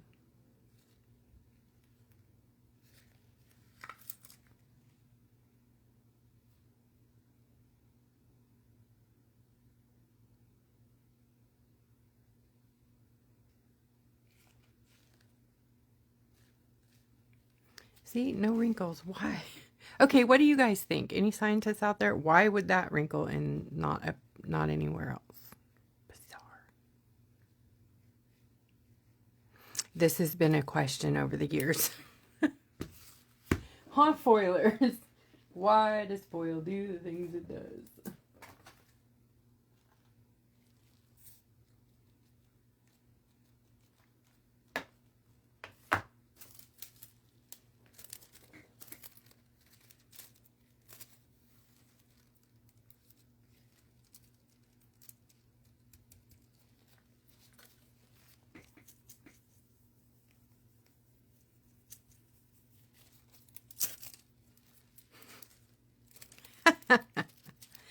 Wrong side of the foil. Don't take the shortcut. Find the right side. I'm lucky that it didn't pull up the beak. Yeah, you can't even see it, but it's now I have a nice glossy beak with some shape. You see the shape now?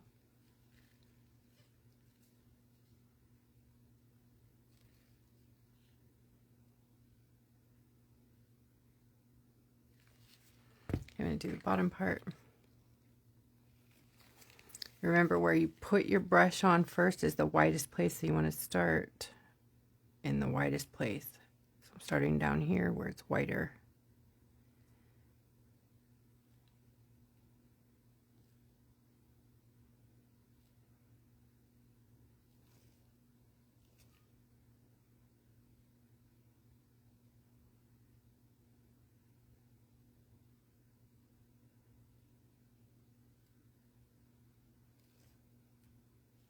I'm just grabbing tiniest amount on the tip of my brush.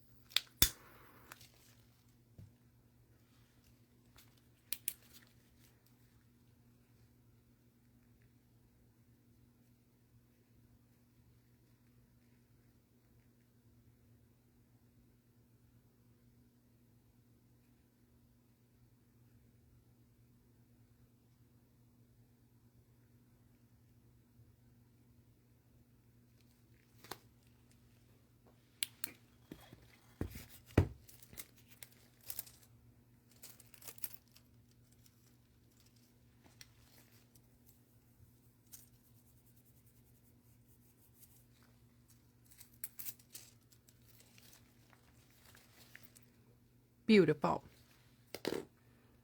You're beautiful, darling. So, let's keep going. Wings should go pretty. We can either do each section to get the feather definition, or you can go, do a whole wing at a time. It's kind of up to how you're wanting your bird to, look. This is actually part of the back feathers that I'm doing here.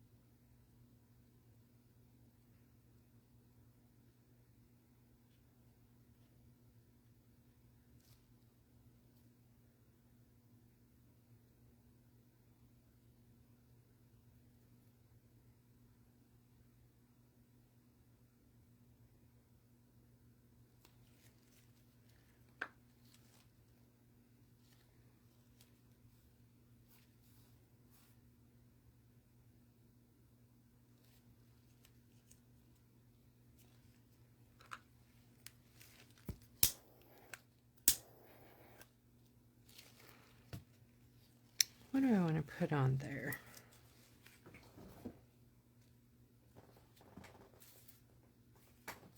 Let's do the other. Let's do this color right here, this blue to green. Yep.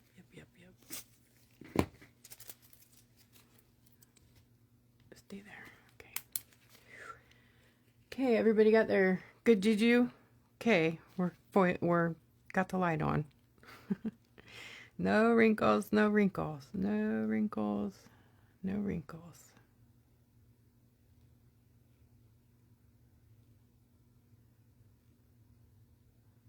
Sweet. I have no clue what happened there to that big spot.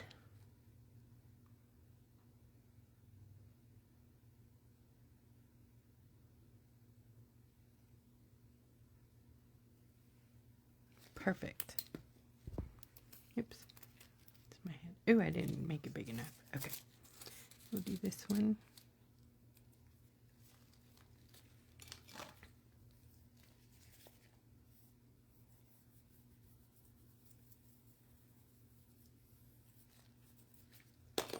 I'm going to come around the edges with my swab, wooden micro swab. I do have these in the store, the wooden ones. I also have the plastic ones with the little ball at the end. Beautiful transfer. Ooh, yeah. Look at that.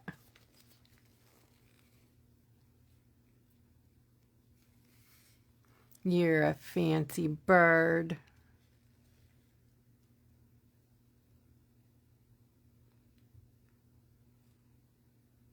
Night, Yvonne.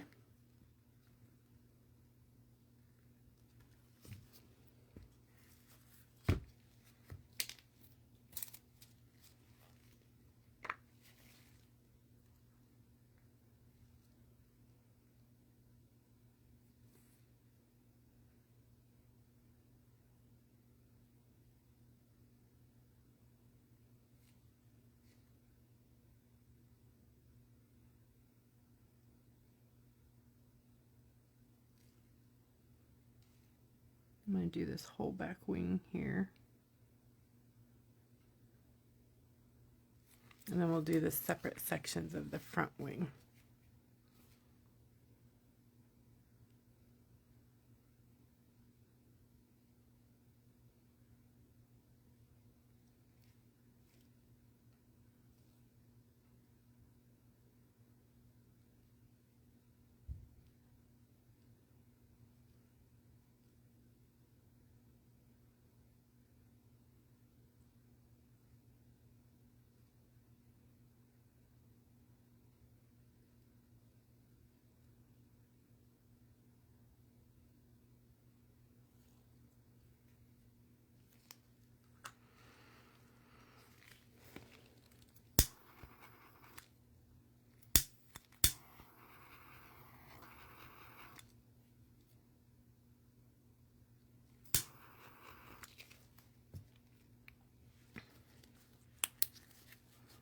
Okay, coming in from a distance, it's a bigger section.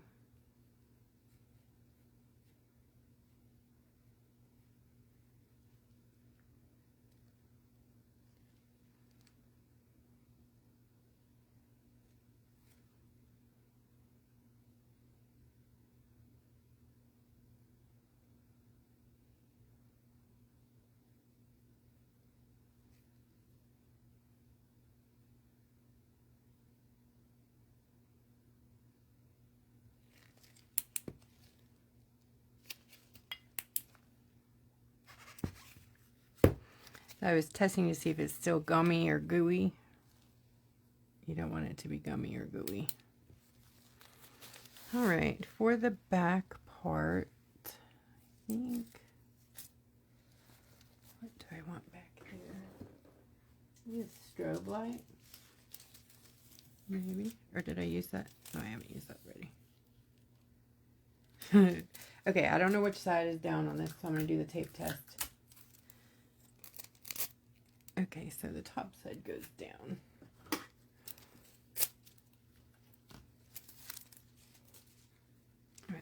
This is the down.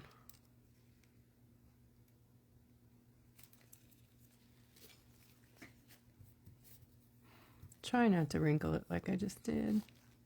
And if you can, try to push out the wrinkle.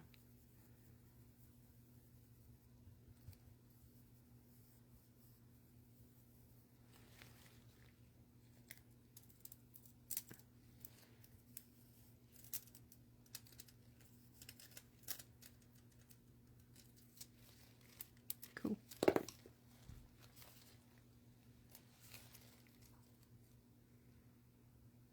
Looking good.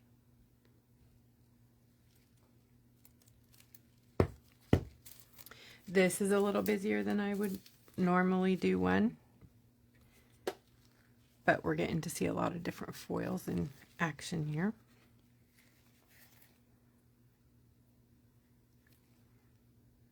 All right, we'll do this section and down the top of the wing.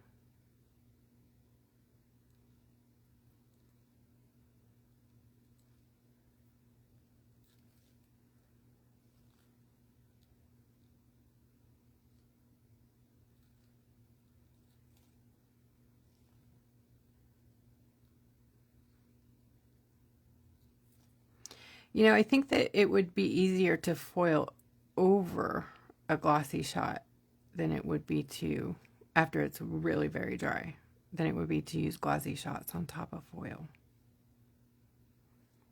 I'm trying to think of the right process for that one.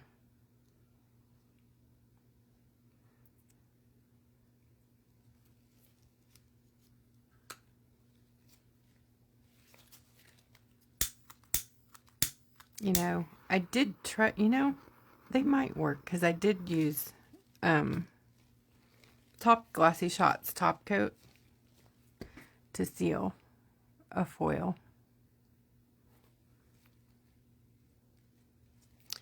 So I will test it on the samples we made and see if it damages them.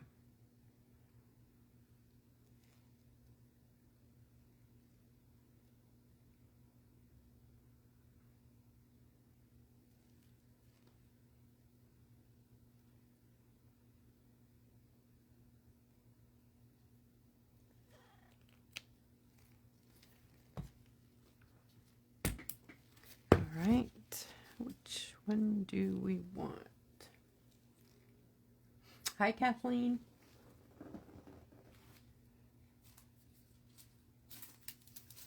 Let's do regular laser. Oh, I got it here. Actually, let's do just transparent.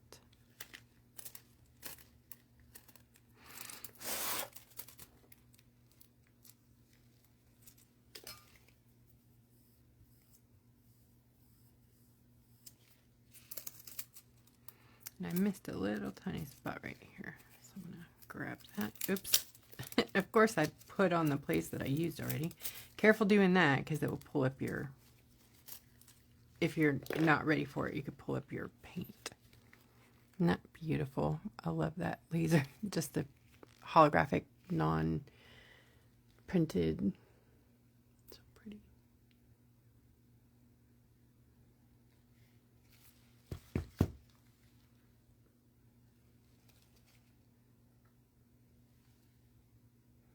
I'm going to do this section of feathers in here, and I think I'm going to use crushed glass on these.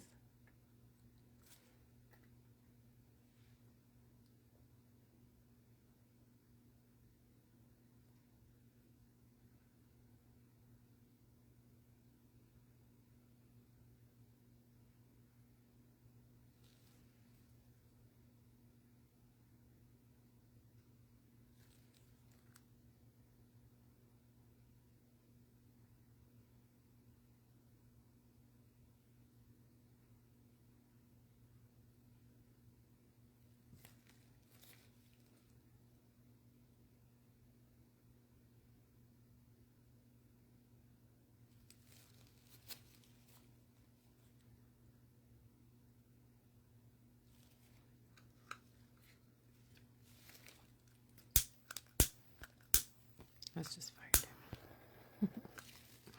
I'm all blocking it like it's the flashlight. Katie, are you still on?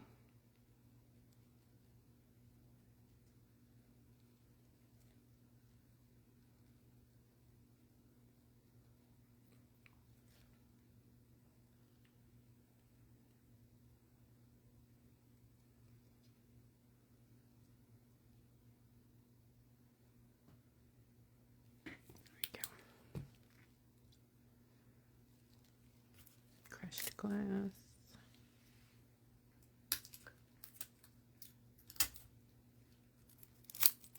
Okay. That goes down.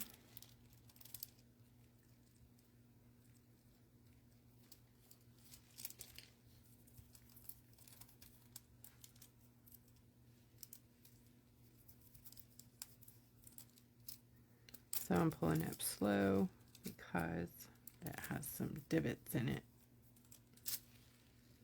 Okay, looking good.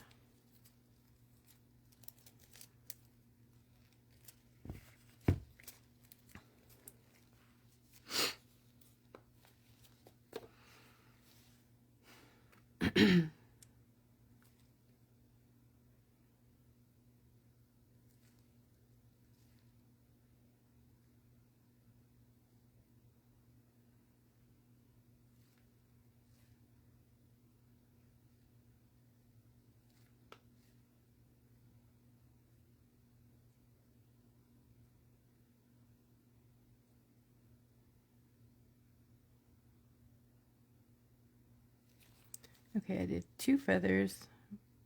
I'm going to try to make a line down the middle. Thanks, Yvonne. Oh no, I'm making it look like, oh God. Tonight. There. I want some definition, so I just put a line down the middle so that my feathers will be separated.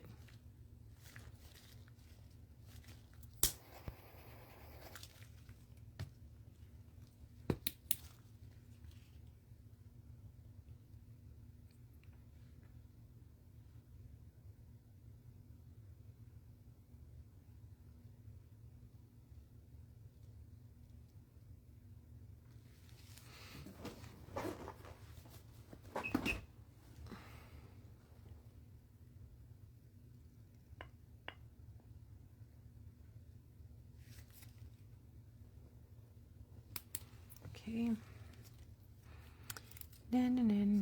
Stars. We'll do the stars this time.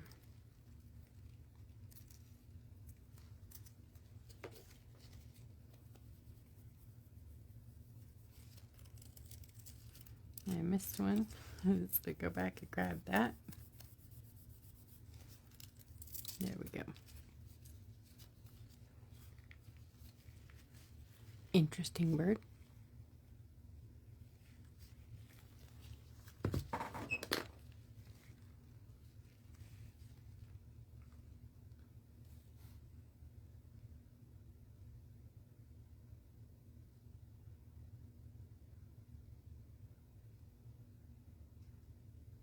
So now I'm going to go every other feather so that they don't pull together.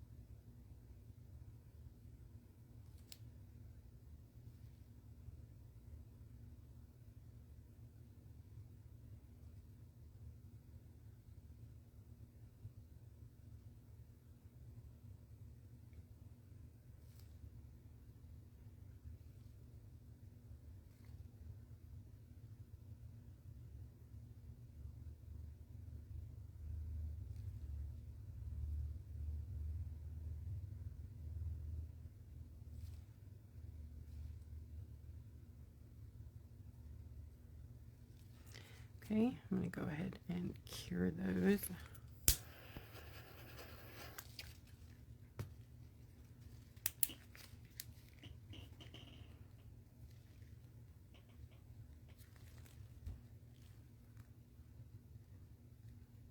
What?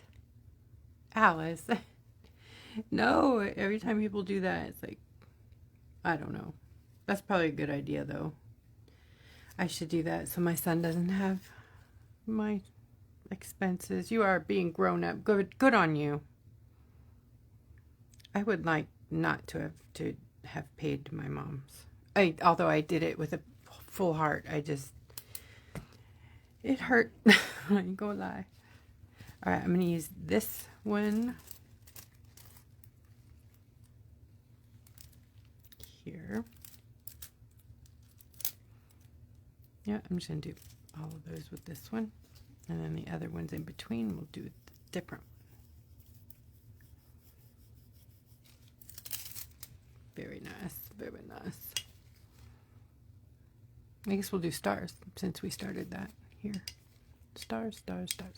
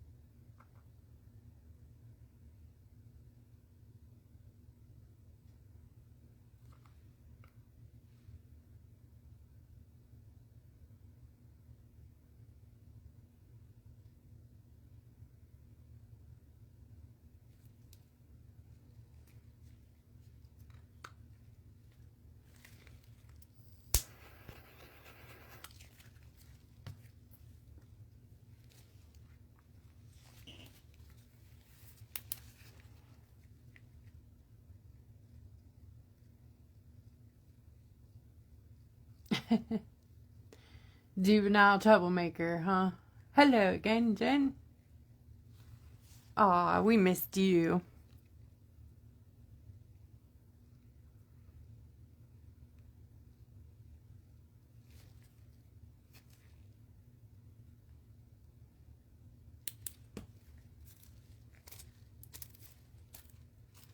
All right, the stars.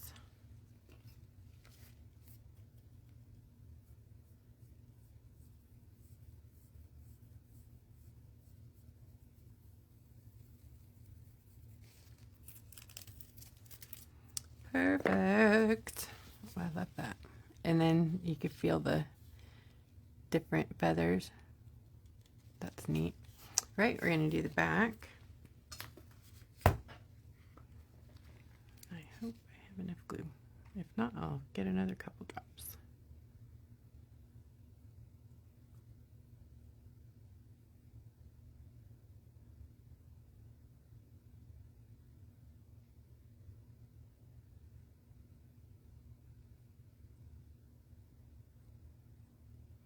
I want to show you how the glue is like there's a big glob of it right here because at some point some of it gelled. Do you see that right there?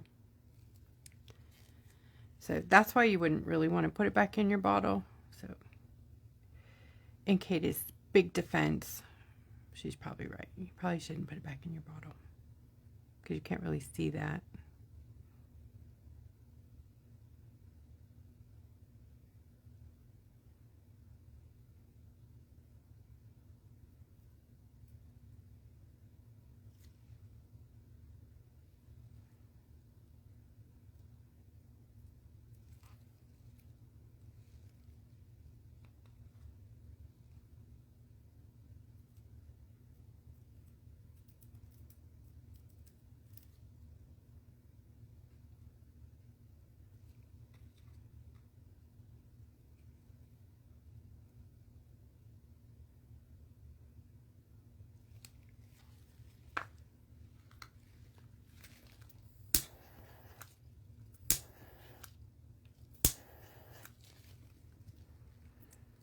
Okay, don't wrinkle, don't wrinkle, don't wrinkle.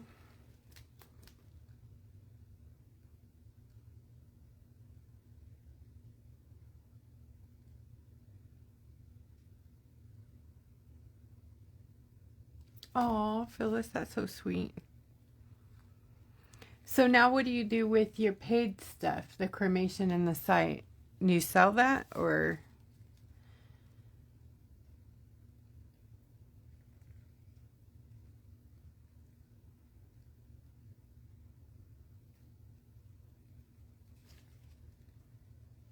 I'm going to use the discs on here again, the ones I used up on the back of the head. Actually, I'm just going to use them right here.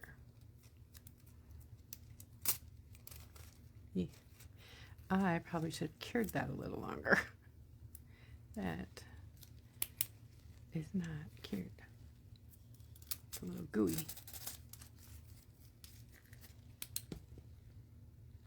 Right, these down here. Laser. Just do laser on these ones.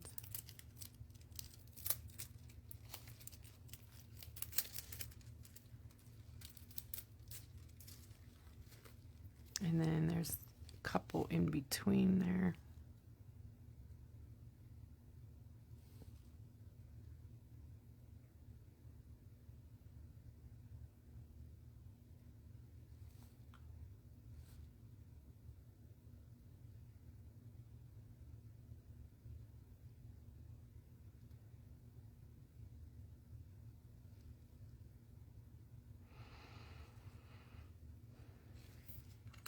Okay.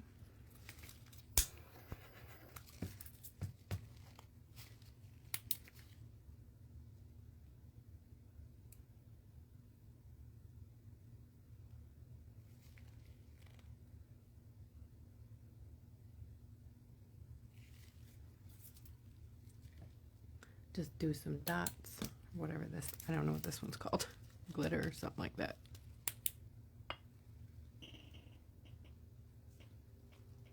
Oh, that's good. That's good. Then they have a place to go talk to you. All right, so that part's done. So after you're done foiling, you can do your touch-ups. I'm going to clean up my foil glue by curing it.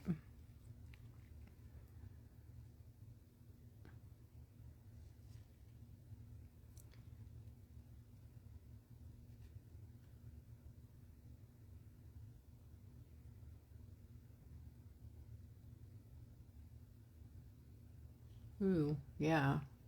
That's not fun, rattling windows in a storm. I'm sorry. Is that for you, Deborah? I missed who's having a storm. Actually gonna grab my bigger light. Yeah. Gonna give this puppy a big cure.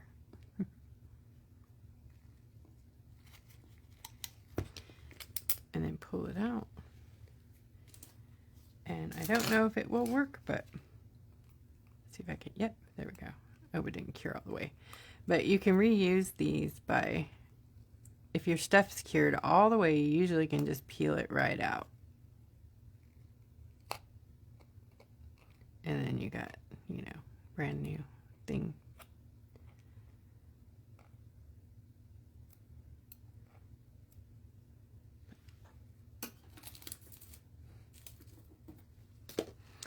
All right, I'll clean that up later, but I'm going to cure it so I don't stick to it. I'm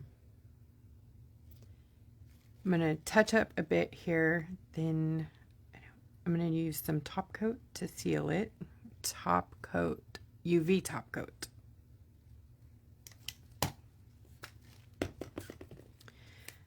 All right.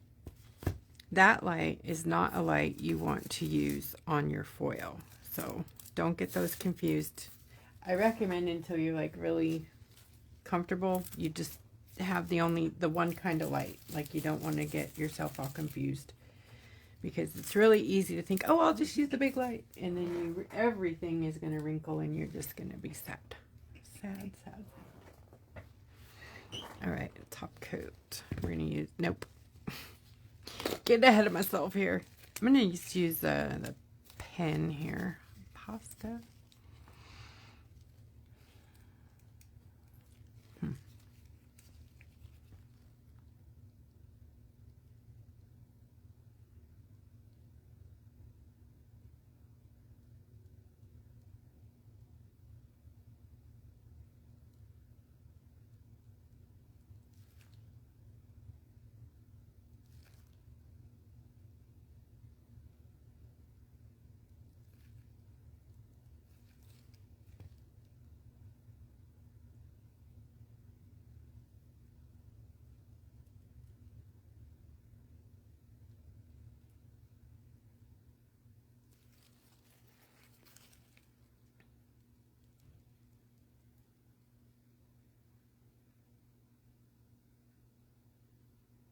We lost some definition with the foil glue, so I'm just putting that back a bit.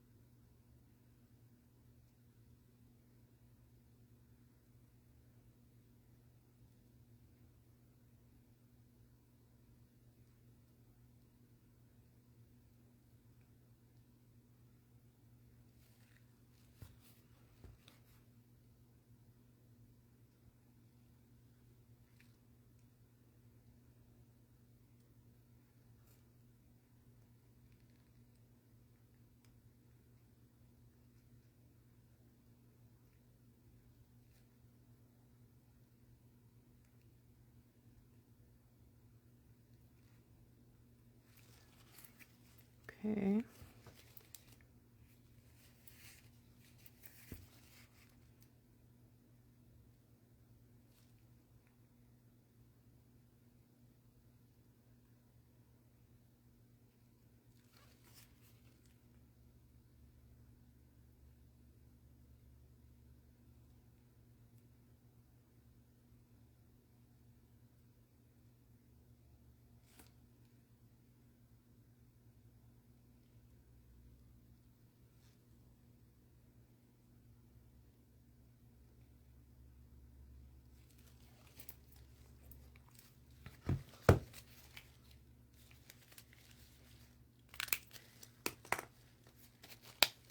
Okay, the top coat, I'm going to pop a little bit in this side that I didn't use. This is Mac Art Top Coat. It's what you would like seal your nail polish with, and then you hit it with a UV light.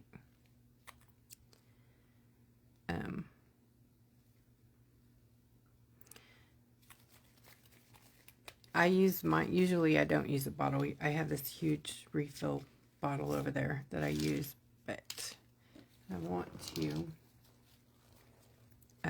show you guys, you know, like normal people probably wouldn't use a big bottle, but I like to use it to seal my rocks because it cures in 30 seconds. So, you know, that's very appealing. Okay, so what I'm going to do is make an eyeball. Now, top coat, you can't really, you can dome it per se, not like a big dome because it'll self-level. But if you do it in layers, you can get a nice bulbous, domey thing. But I just want to have like the definition. So anyways, I'm going to put this in the eyeball. Now, if you put too much top coat, it won't cure. It will just, bleh, it'll, when you cure it, it will like bubble out the side of it. So hopefully that's not too much. It's questionable. All right, top coat can be cured with a big light. It does not wrinkle. And it usually takes a nice big light to make sure it's cured all the way through. You can cure it with a 12 light, but 12 LED light. It just takes a bit. Yes, you can, resin on a card.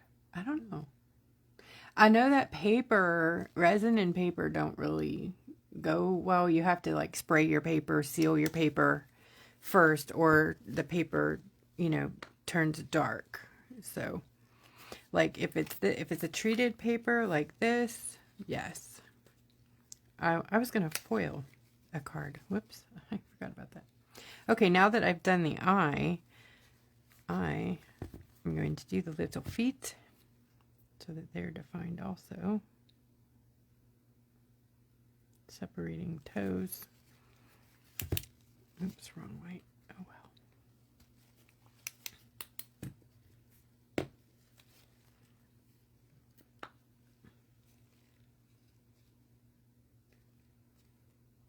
I keep trying to use that for an on-off. They should have made that the on-off.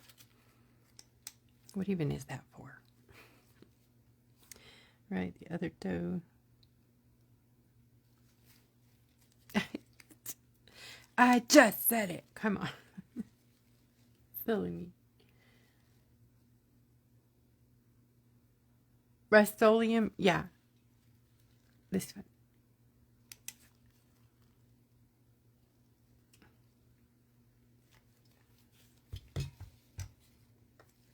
That's like your in-between seal. Right? Do the beak. And then I'm going to do the whole bird. And when I do mine, I like to go just outside of the image. Right? Not just yet, because I'm just doing the beak to give it a little dimension. But it'll get a second coat. I'm hoping when I put, yeah, it's not going to cover it. I was saying, I hope it would cover but it won't. I know better.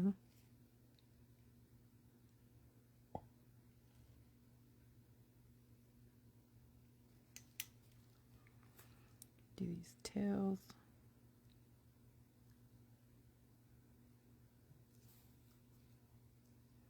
And go just outside of the work. So you can basically just let your brush line it again so that it seals it. Or you can seal your whole rock, either or. But I didn't do background, so I just want to seal my work. In case I want to throw in a background, I still have that option. Though, if you seal outside of it, your background won't go into the white, or into the line.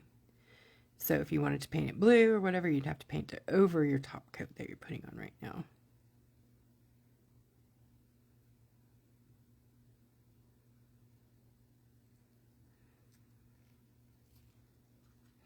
I'm just trying to use up the dots that I put in the bowl, and then I'm going to use the big brush.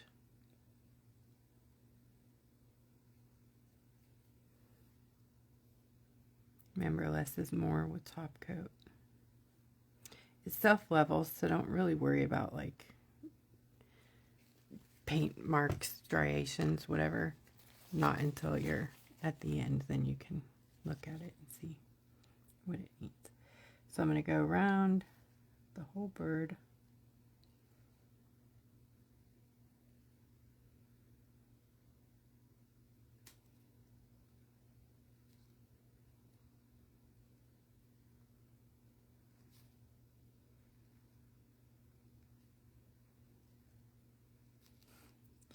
I probably wouldn't have done it that wide, but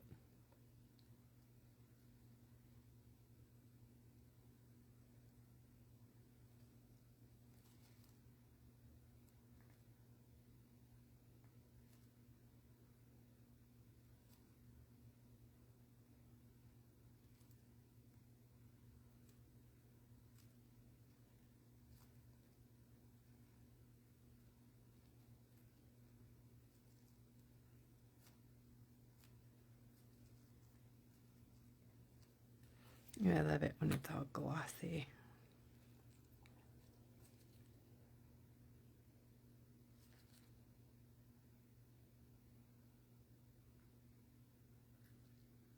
Now guys, I realize this is not like the best project you've ever seen, a foil project.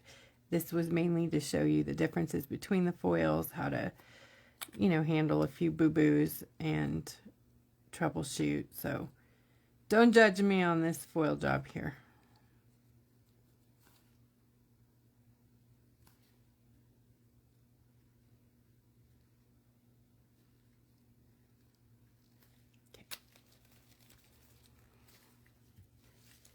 Little torch.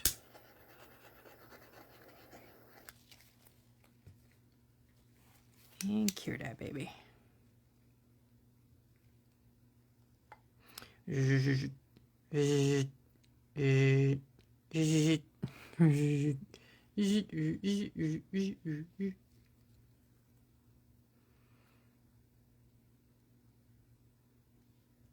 I'm starving. I didn't get to eat, so now I'm hungry. We are dry. Nice. Ha! So beautiful. What do you guys think? Looks like a sticker, huh? You're like, well, we could just buy a sticker.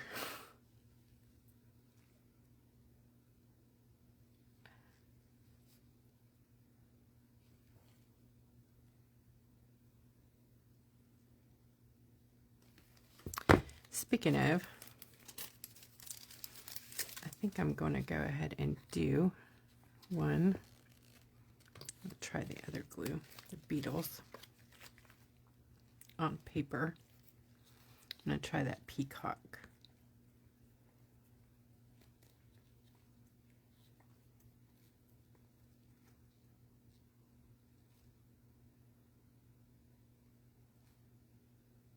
This is just the experiment.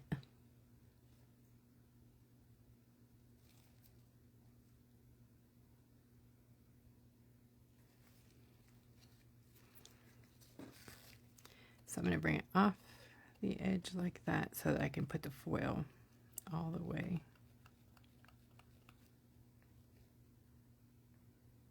But I don't want to scrape it on the edge because then it'll be all drippy on the back, right? You don't want to do that. So pull it off.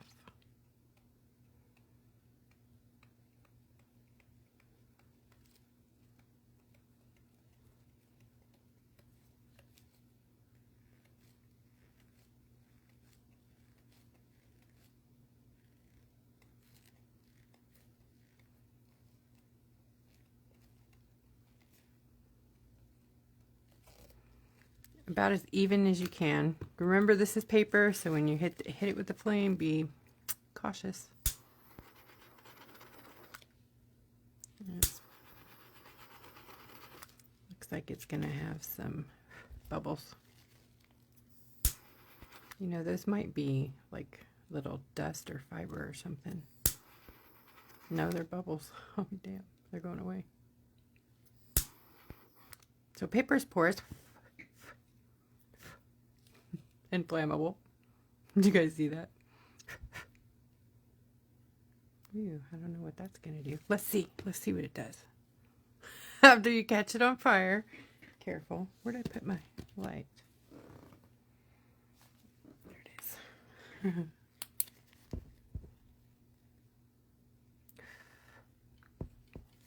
Well, that's stinky, let me tell you.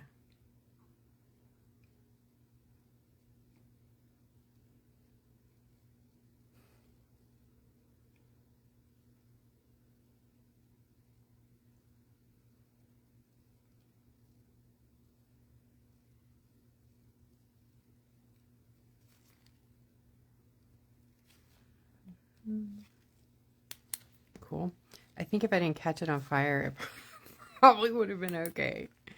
But, you know, I torched it there. Like, it flamed up. Got on fire in the middle. Don't do that. Let's see if this will transfer without...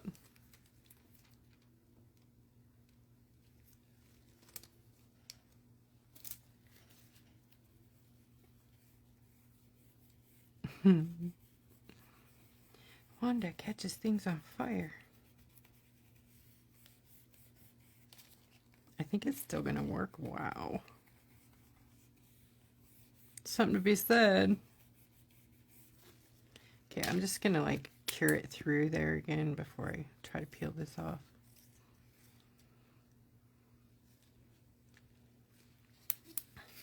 Okay. Oh, nice. Nice. Okay. Remember, don't just rip it all off. You want to be able to put it back down if it doesn't transfer all at once.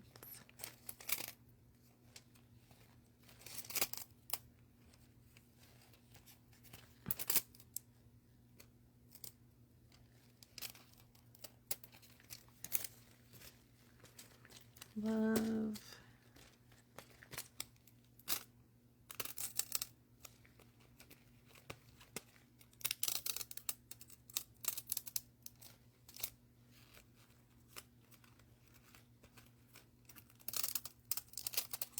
Cool. Look at that. Not bad.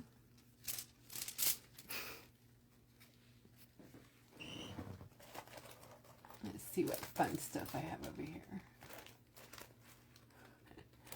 Oh, I don't really have much fun stuff over here.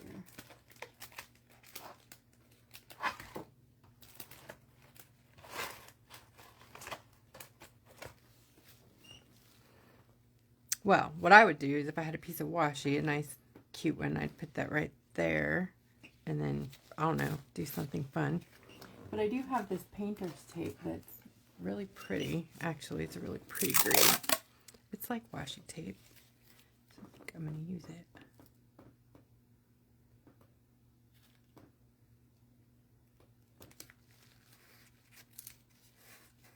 See my washi?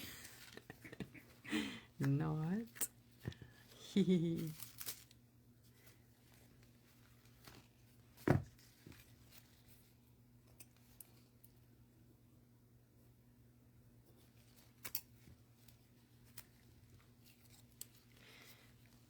Loving it.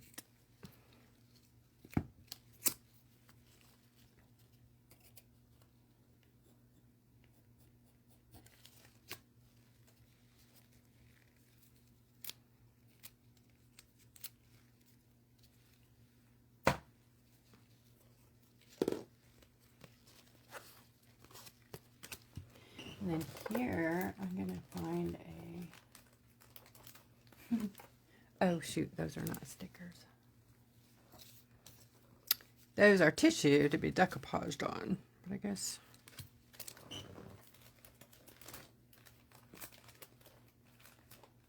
I never have what I want right here because, you know, I never am prepared.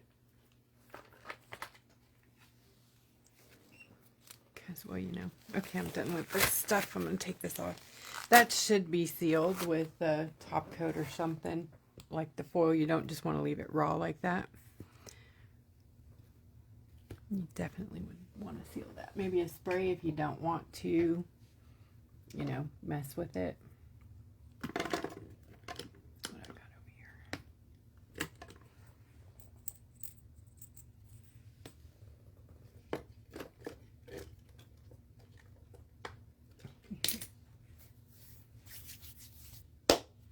Let's use rainbows. Oh my gosh, you guys, we have so much new stuff. So much new glitter whips and oh, such beautiful things. I like this color. Let's use this one. This olive. This olive stuff. I'm gonna go in here with my liner brush into my opalescent olive microfine glitter whip.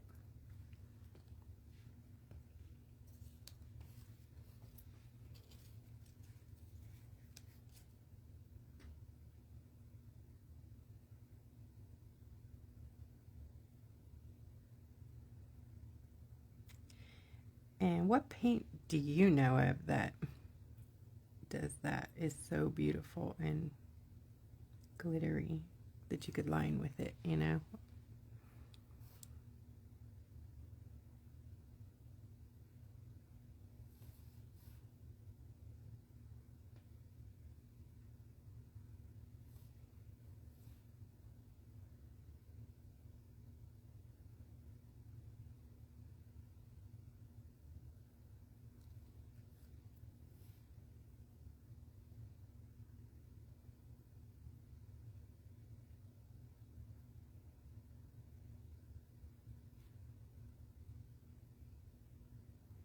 Be better with a longer liner brush.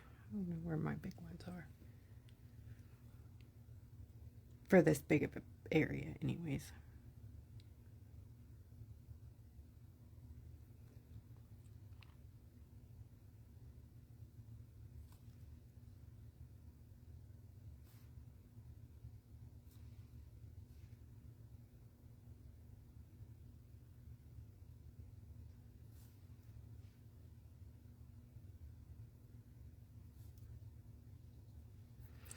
And it's water-based, so it rinses really nice and easy.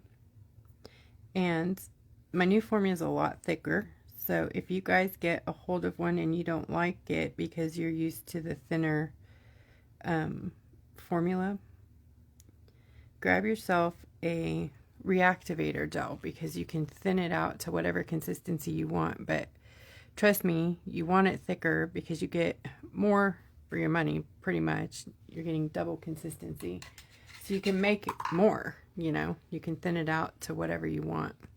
But look, now you have like your own handmade washi stripe tape. Isn't that pretty?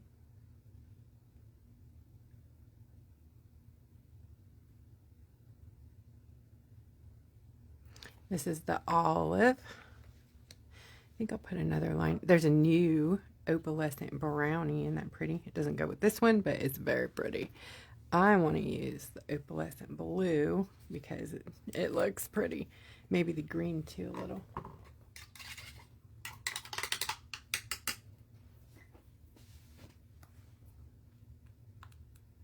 Love. Love, love, love. Should I do it on this side or like down the middle, huh? Maybe not the middle, but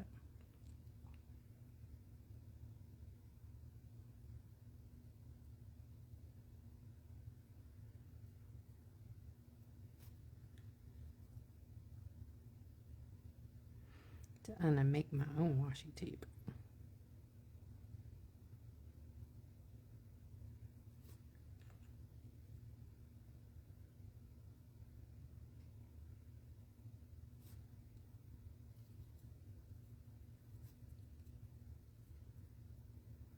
If you guys ever go into the store and like it says sold out or whatever, send me a message, because chances are I probably have what you're looking for. It may not, it just may not be in the bottle yet. So the stock is on sold out. So I think blue is one of those items. It's in a bucket, not in the bottle, because I haven't had time. Oh, okay, let me ask one more question. Who wants to see some bee stuff? How many people do I got left? 12?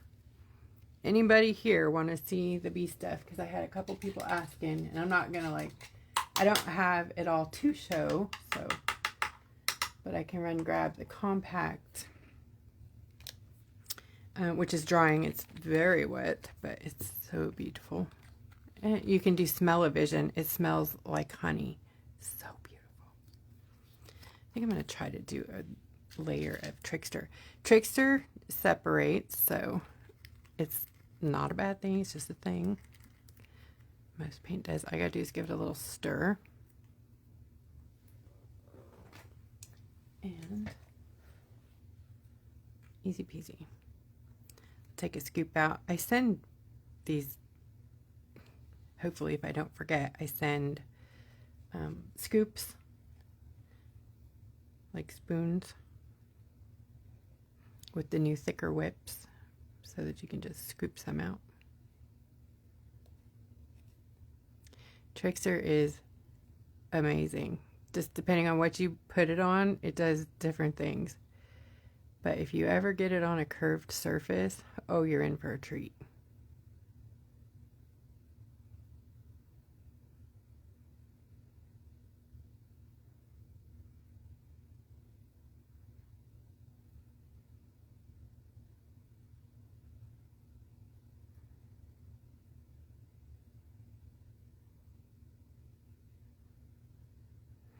I love this. It's so manageable in the thicker version. Like, you don't have to chase it around or worry about it dripping. I just got that on the foil glue, so that's probably going to live there now. Maybe.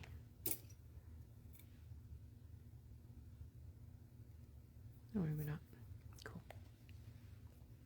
So let me see if I can curve it. I don't know if it'll do it on camera. Maybe not. Yeah, it never does it on camera. Don't know why. It makes me sad. Oh, here it is on black.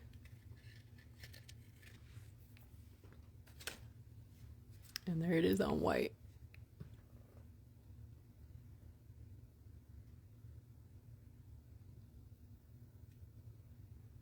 Tricksters. I love it. I love it.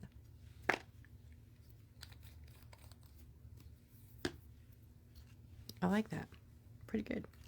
So I'll finish it with some kind of something here later. I don't know what, but maybe an animal print. I don't know. But it looks cool to me.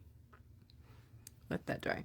Well, thanks, guys. Let me see. Yes, yes, yes. Okay, so I have some yes, yes, yeses on the bee stuff. Let me clear a spot. Oh, I just saw one more thing I said I was going to do, and I didn't. Do you guys remember what it was? Here's another view of that, in case you want to see. Ta-da! Let's see if this can be done. Oh, yeah, that's ready. Let's do it. Let's try it.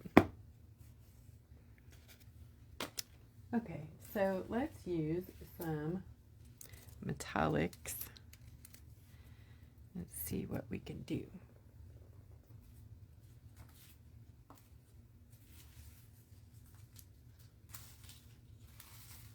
I'm going to use some different ones.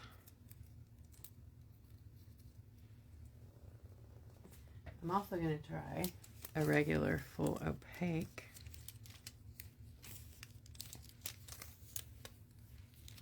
Here. See if it works at all. Sometimes they surprise you.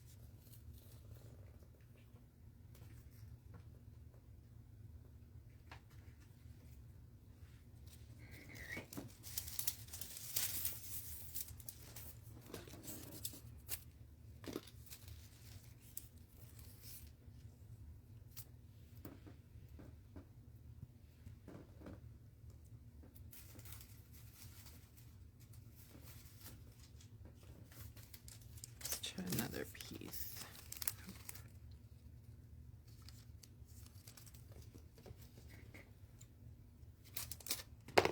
I'm not trying to do this rock fancy. I'm just trying to give it the best chance it can to see what works, what doesn't. It's going to make a liar out of me. I think it is. I really think it is. I think it's going to work really good. This is my glue pens. So if you guys get these in your packages. Don't throw them away. And don't think, oh my God, what is this? It doesn't even work. It's all milky. It's glue.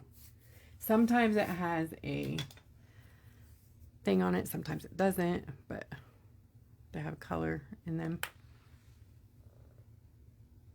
It's not for like huge projects. There's not a lot of glue in there. But they're fun. Okay. Okay. Let me pull these off and see what we got.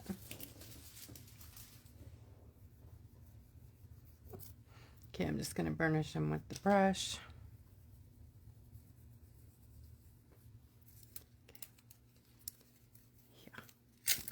Yeah. Come on. Yeah. Better not to leave them sitting on there with this type of glue, but that still looks good. Now, the color on the glue, it doesn't really make a difference unless you're using like clear foil. Then it will show the color. Otherwise, it covers it up pretty much. All right, now it's coming off. Let's see. This one. Ooh, that's a nice transfer. Look at that. Oops. Okay, you don't want to be messing with it after you bring it up. This one looks good.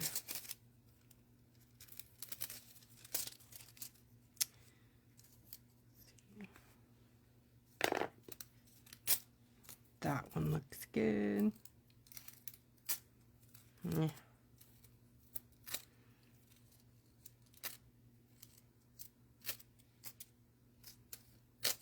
Oh, wow. I'm so surprised. Okay, I wasn't expecting that. That's awesome to know. Okay, so the wood grain, rainbow wood grain, works.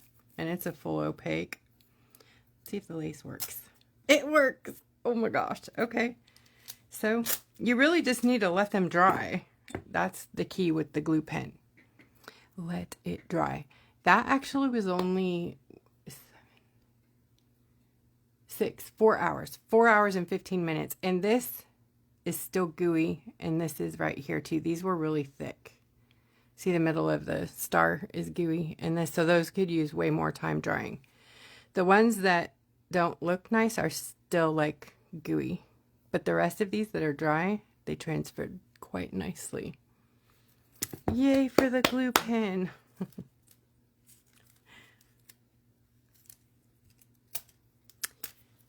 Maybe I'll put it in the store again. It used to be in the store. I couldn't convince people that they could use it though. So, because it requires a long time to dry. And that's a hard sell. All right, so that's the glue pen. I'm going to go grab the bee stuff. Like I said, ooh, that's danger. I'm going to go grab what I have here of the bee kit. Got to make some room.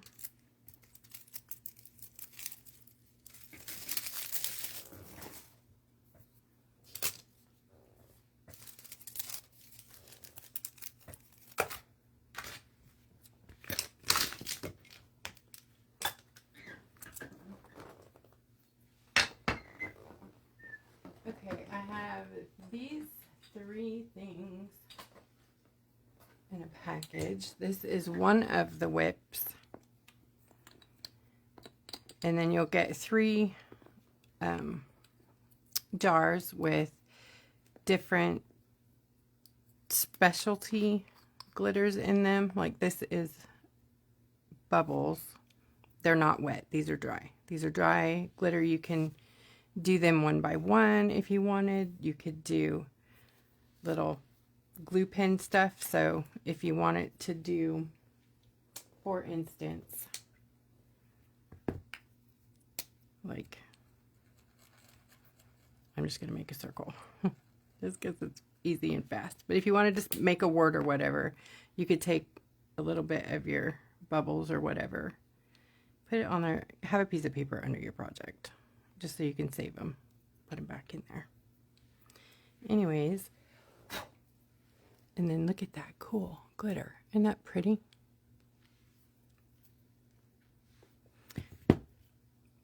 anyways, there's that size bubbles. There's bigger ones in the bigger size. And there's a specialty that is like a mix of diamonds and more diamonds and more diamonds. So pretty.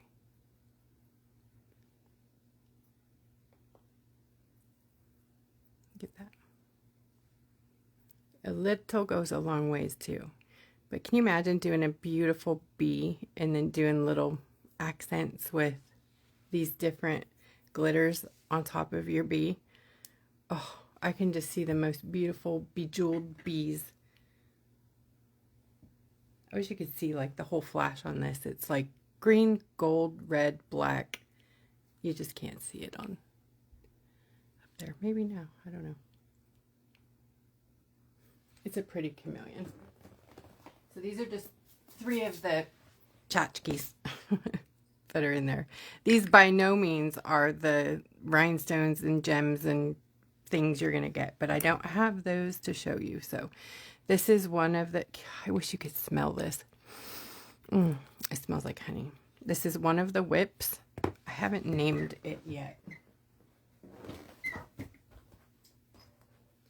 This is the liquid gel that's in there. These are not packaged yet, so it's very raw. You guys are getting a very raw look here. So dang pretty. Look at this.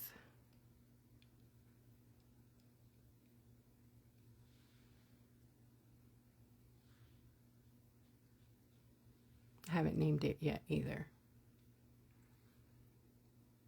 But we also have, I'm bringing back Bee Wing. Do you guys remember that from last year? Bee Wing. It's that really pretty glitter that is clear, shifty, golden, and blue, and just makes the most beautiful wings. So there's something on my rock there, but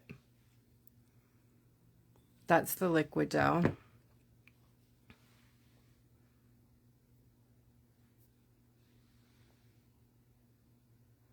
It's beautiful on different colors too. This is it on black. Look at that.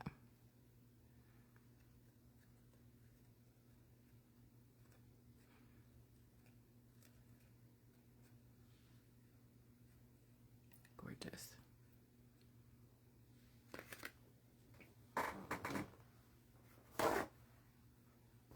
It's sold.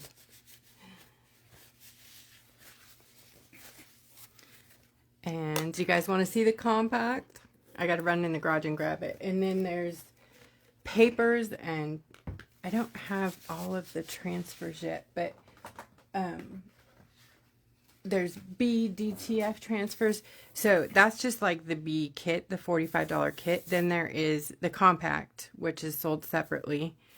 And then there is the bee watering station. That is so cool. And that I have right here. So imagine you're a little buzzy bee and you're like, oh, it's 102 degrees outside. Oh my gosh. With humidity. Oh, what's this? What's this over here? What is this? So you stop and you get some water. Now imagine this is full of water. I don't have it full of water, but you can fill it up to the rock. You know, I'm all imagine it's full of water. And your little bee friends can come and land on your bee hydration station and have a drink without drowning. Bees drown. I didn't know it's a thing. It's actually a pretty significant problem. So if you can give them some clean, fresh water, not chlorine, you know, no chlorine in it or whatnot. Don't add things to it like sugar or honey, because even though it's helpful for a dying bee or a bee that's very, very tired and lethargic, most bees, all it does is like bring animals to the thing, and then the bees don't get the water, so you get ants, and you know, it's just a bigger problem than you need, and all they need is regular water. So just put regular water in there. But anyways, you get this whole hydration station. You get the rock, transfers, all of the gems, the tray. You get the bee garden seed pack, and then some goodies, because I always like to give you goodies. So that's sold separate also. So if they're like upgrades. It's an a la carte menu for the bee kit. The hydration station with all the goodies is $25. The kit is $45, and the compact is $30. Let me go grab it. And there's a lot more stuff that I don't have right here to show you.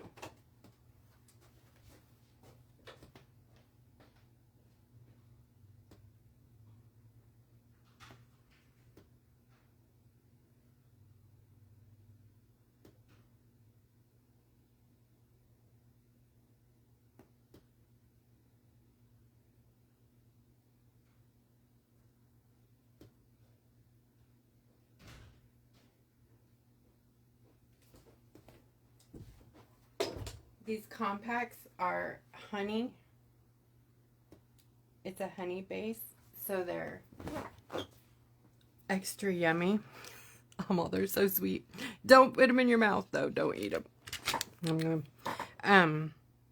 They're made with honey. It's a honey binder. They're so creamy when you use them, so they're probably going to be glossy when they dry. But they smell so... Can you smell them? Smell a vision? They're very, very wet right now, so I can't just like tilt it over or anything. But anyways, that's the out or the inside. Look at that beautiful bee. And since this is actually my compact, I can show you. Oh, I have the shimmer shot right here. Oh, I don't have to touch my compact. Hold on. That sounded really raunchy. I don't have to touch my compact. Oh no, don't do that. I will just swatch the actual paint for you.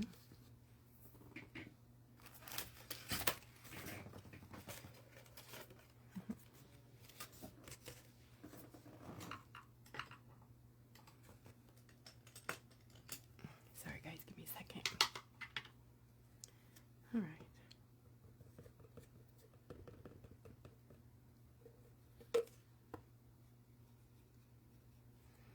There's color number 1 or 2. What is this? Oh, this is the second color. So this would be the right side. Oh, it smells so good. It won't do that when yours is dry, after it's dry. That's because I just dipped it through a whole bunch of honey. It's not stirred up very well in my jar. But can you see how creamy they are?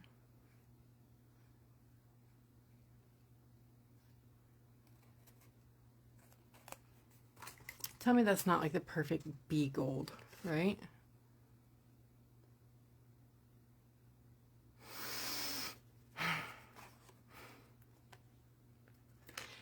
That's one color. And then this color that I'm going to show you now, it's the end of it.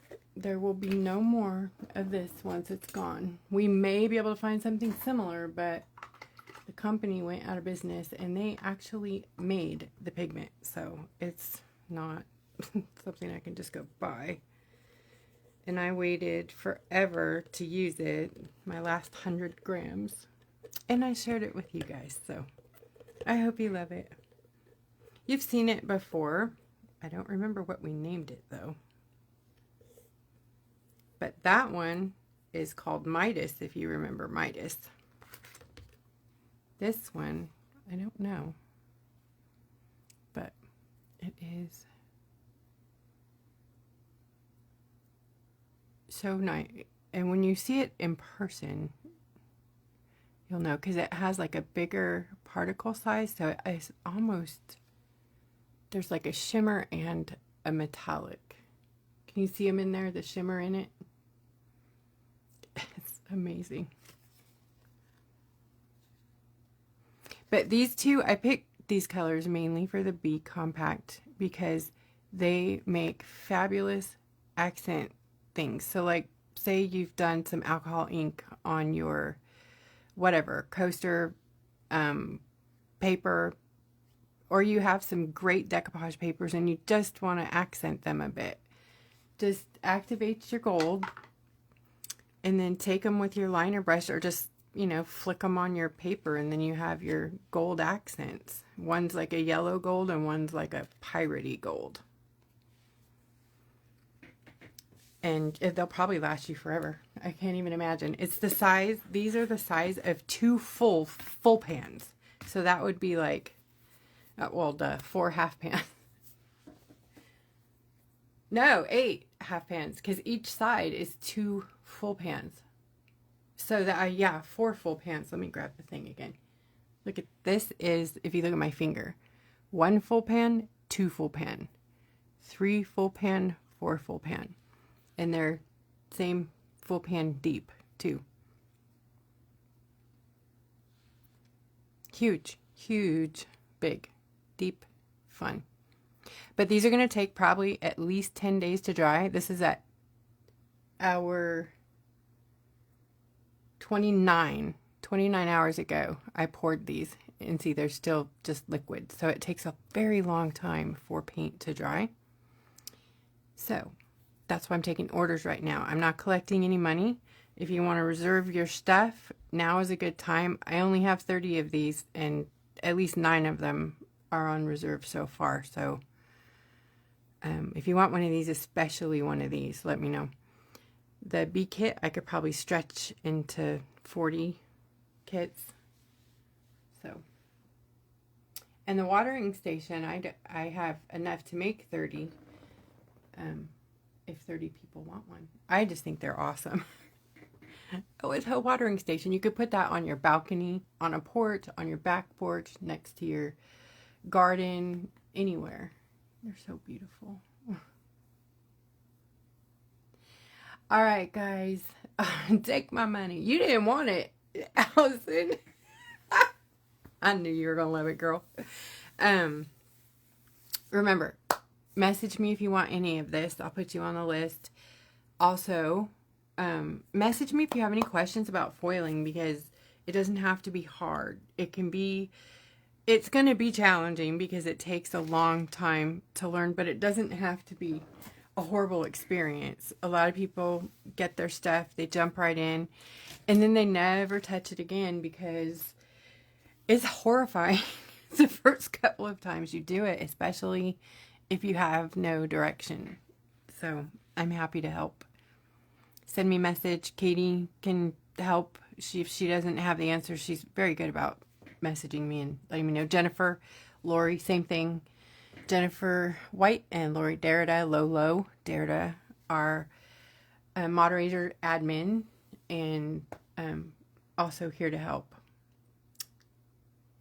All right, that's all I got, guys. Thank you for hanging out.